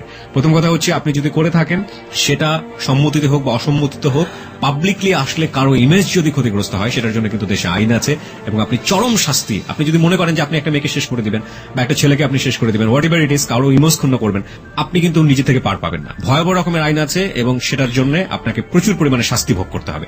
আমরা আসতে চাই আপনার কাছে যে মেয়েটার কথা আপনি বলছিলেন, যে মেয়েটাকে আপনি লাভ করেন, হিন্দু মেয়েটার কি হলো? হ্যাঁ, যে হিন্দু মেয়েটা, তো আমাকে আমি শবে বরাতে, যেটা হলো এই রমজানের আগে যে শবে বরাতটা গেছে 13 সালে, তো সেদিন রাতে ওর সাথে আমি একসময় নামাজের মাঝে, তো 12:30 বাজে, তখন যে মেয়েটাকে এখন লাভ করি ওর নাম হলো, তো ওকে আমি খুব লাভ করি। হয়তো জীবনে যাই করেছি, হয়তো আমার কথা কেউ বিশ্বাস বিলিভ করবে না, কিন্তু আমি আমার জীবন থেকে আমি অনেক লাভ করি। হয়তো পৃথিবীকে যতটা লাভ করতাম তার সাথে বেশি লাভ করে ফেলেছি। তো ওকে আমি প্রমিস করেছি যে জীবনে আমি ওকে শুধু বলি নাই আমার ব্যাকগ্রাউন্ড সম্পর্কে, বা ও জানেও না, ওকে শুধু এটুকু বলেছি যে আমি তো অনেক একটা খারাপ ছেলে বা অনেক পাপ করেছি, তো এই পাপের প্রায়শ্চিত্ত। তখন আমাকে শুধু কথার মাঝে আমাকে ধমকি দিয়ে বললো যে তুমি ঠিক আছে অনেক পাপ করেছো, কিন্তু এই রাতে তুমি সব পাপগুলো এখানেই তুমি মুছে ফেলো বা কান্নাকাটি করো, আমি তোমাকে লাভ করব বা তোমারই আছি। এমনকি ওই বাবা মার সাথে আমার আন্ডারস্ট্যান্ডিং হয়ে গেছে বা আমার ফ্যামিলিতে ওটা নিয়ে কথাবার্তা চলতেছে, ওকে আমি বিয়ে করবো। আর যে হিন্দু মেয়েটা, ওকে আমি ওই শবে বরাতে নামাজের রাতেই, ওই সে রাতে আমি ওকে বলেছি যে ঠিক আছে আমি তোমাকে কখনো আর ডিস্টার্ব করবো না, আমি সরি তোমার পর্যন্ত। তো অনেক কান্নাকাটি করছে, যা এখনো কথা বলে, তো বলছি যে হ্যাঁ তুমি আমার সাথে বন্ধুর মতো কথা বলতে পারো। This is the end of the story, মানে আপনার অপ্রিয় সত্যের শেষ পার্টটা হচ্ছে এটা। হ্যাঁ, শেষ পার্টটা এটা। আমার একটু জানার আছে আপনার কাছে, আপনি যে মেয়েটিকে আপনি এখন লাভ করেন, আপনার জীবনের সমস্ত সত্যগুলো যেগুলো আজকে আপনি লাখো শ্রোতার কাছে বললেন, সমস্ত সত্য কি জানে? কিছু কিছু জানে, সবটা জানে না। আমি আপনার বিয়ে সামনে একটা করছি, মেয়ে মারা গেছে, আমি আপনার বিয়ে বোন, করছি সেটা জানে না। আপনার বিয়ে করেছেন সেটা জানে না। সেটা যে জানে মেয়েটা না। আপনার হাতের উপরে মারা গেছে সেটাও জানে না। সেটা জানে না। আপনি কি এটা বিলিভ করেন যে এই জিনিসগুলো জানার পরে আপনার কাছ থেকে সরে যেতে পারে? আমার যেটা বিলাইভ, যে ও আমাকে এতটা শোনার পরে ও যাবে না, বিলাইভ করে। তবে হ্যাঁ ভাই, যদি আপনার কাছে এখন যে জিনিসগুলো আপনি বললেন সেগুলো যদি জানার পরে যদি আপনাকে অস্বীকার করে, আপনি আর কত মেন জীবন নষ্ট না করবেন? ভাই, আমি মনে মনে যেটা শপথ করেছি, মনের সাথে প্রমিস করেছি যে এখানে আমার জীবনের শেষ ভালো হওয়া, ঠিক আছে? আপনার সত্যগুলোকে নিতে পারলো না, ও আমার জীবন থেকে সরে যাক, আমার কিছু হবে না। আপনি আবার একইভাবে মেয়েদের না, নষ্ট করবেন? আমি সেটা করবো না। আমি সে পথ থেকে তো সরে আসলাম। ও যেহেতু কথা দিয়েছে এখানে যে যদি ওর জীবন থেকে সরে যায় এবং জানার পরে অপ্রিয় সত্যগুলো, তাহলেও ও আর কোনো মেয়ের দিকে এভাবে হাত বাড়াবে না, কোনো মেয়ের সাথে কোনো ক্ষতি প্রমিস করবে করছি ভাই আপনার সাথে। ওর প্রমিসটাকে আপনি বিলিভ করবেন কি করবেন না সেটা আপনার একেবারেই ব্যক্তিগত ব্যাপার। ও যা অপরাধ করেছে সেই জায়গা থেকে ওকে বিলিভ করা সত্যি সত্যি অনেক বেশি ডিফিকাল্ট। কিন্তু প্রিয় শ্রোতা, আমার এখানে বলার কথা হলো এটাই যে ও আজকে এখানে স্বীকার করেছে এরকম ঘটনা একজন মানুষের কাছ থেকে কষ্ট পাওয়ার পরে, আঘাত পাওয়ার পরে এরকম অপরাধ একজন মানুষ করতে পারেন, কিন্তু সেটা কি শেষ পর্যন্ত একজন মানুষ হিসেবে বাঁচের সার্টিফিকেট আপনার বিবেক আপনাকে দেয়? তাহলে যারা প্রেমে প্রতারিত হন, যারা প্রেমে দুঃখ পান, যারা প্রেমে কষ্ট পান, তারা কি হৃদয়ের মতো হবেন, নাকি একটা সাধারণ মানুষের জীবন বেছে নেবেন? এটাই হচ্ছে আমাদের আজকের যাহা বলিব সত্য বলিব সবচেয়ে বড় কোশ্চেন মার্ক। প্লিজ নিজের সামনে এরকম একটা প্রশ্নবোধক চিহ্ন রাখেন। যারা ড্রাগ নেন, যারা ড্রিঙ্কস করেন, যারা মেয়েদের দ্বারা প্রতারিত হয়ে বাকি মেয়েদের, নিষ্পাপ মেয়েদের জীবন নষ্ট করেন, কিংবা একটা ছেলের দ্বারা প্রতারিত হয়ে বাকি ছেলেদেরকে বিপদে ফেলেন, এটা কি আদৌ একজন মানুষের আচরণ? এটা কি আদৌ কোনো কিছু স্যাটিসফ্যাকশন দেয়? হৃদয়, আমার শেষ প্রশ্নটা হচ্ছে এটা, যে আপনি যে 37টা মেয়ের সাথে এটা করলেন, আপনি কি আত্মতৃপ্তি পেয়েছেন? না ভাইয়া, আমি আত্মতৃপ্তি পাইনি, কিন্তু এটা প্রমাণ হয়েছে আমার যে আমি এখন যাকে সত্যিকার রিয়েল লাভ করি, বা যে পুরানো লাভটাকে আমি ফিরে পেয়েছি ওর মাঝে, যার কারণে আমি হয়তো আজকে ভালো হয়ে যাওয়া। হয়তো ও আমাকে ভালো করতে পারে না, হয়তো আল্লাহ আমাকে হয়তো হেদায়েত দিচ্ছে, বা এরকম আমার মাঝে একটা ভুল ভ্রান্তি স্বীকার করতেছি আমি নিজে। এই জন্য জাস্ট আমি ওকে, আপনার আমাদের যাহা বলিব সত্য বলিব শ্রোতাদেরকে কিছু বলার আছে? হ্যাঁ, বলার আছে যে আমার মতো কেউ যদি প্রেমে আঘাত পেয়ে জাস্ট এতটা খারাপ, আমি বলবো যে আমার কথাটা শুনে যেন কেউ এরকম খারাপ কাজে না জড়ে যায়। যদি কেউ করেও থাকে, করার চিন্তা ভাবনা করে থাকে, আমি বলবো যে আমার মতো একদিন তার বিবেকটা হয়তো নাড়া দেবে, তার হয়তো ভুলটা তার মাঝে ভেসে উঠবে, সেদিন হয়তো আত্মকাদা কাঁদবে, হয়তো চোখে না কাঁদতে পারে, কিন্তু তার আত্মাটা একদিন কাঁদবে। আর সকল শ্রোতাদের কাছে আমার একটা অনুরোধ যে আমার মতো কেউ হয়েন না, একটু ভালো হতে বা আমার চেয়ে চেঞ্জেবল হয়ে বাঁচার জন্য, বা এই কাজটা যেন কেউ না করে। আমি এই জন্যই আমি যা বলিব সত্য বলিব এখানে বসে থাকা। প্রিয় শ্রোতা, এই হচ্ছে হৃদয়ের জীবনের অপ্রিয় সত্য। এই অপ্রিয় সত্য আপনাকে সুন্দরভাবে জীবন গঠনে সহায়তা করুক, এটাই আমাদের প্রত্যাশা। হৃদয়কে নিয়ে একটি স্ট্যাটাস, হৃদয়কে নিয়ে ছবি এবং যাবতীয় কর্মকাণ্ড চলছে আমাদের ফেসবুকে। চলে আসুন, দেখুন ওখানে কে কি বলছে। আমাদের ফেসবুকের ঠিকানা www.facebook.com/abcradiofm89.2। আমি আবারও বলছি, www.facebook.com/abcradiofm89.2। ওখানে গিয়ে লাইক দেবার সঙ্গে সঙ্গে আপনি আমাদের যাহা বলিব সত্য বলিবর মেম্বার হয়ে যাবেন। যাহা বলিব সত্য বলিবর এ পর্যায়ে আমরা মুখোমুখি হতে চাই আমাদের এক্সপার্ট, যিনি প্রথম থেকে আমাদের সঙ্গে আছেন, জাতীয় মানসিক স্বাস্থ্য ইনস্টিটিউটের associate professor doctor Tajul Islam. তার কাছে তিনি আমাদেরকে ফোনে শুনেছেন, আমরা এই মুহূর্তে তার সঙ্গে মুখোমুখি হচ্ছি।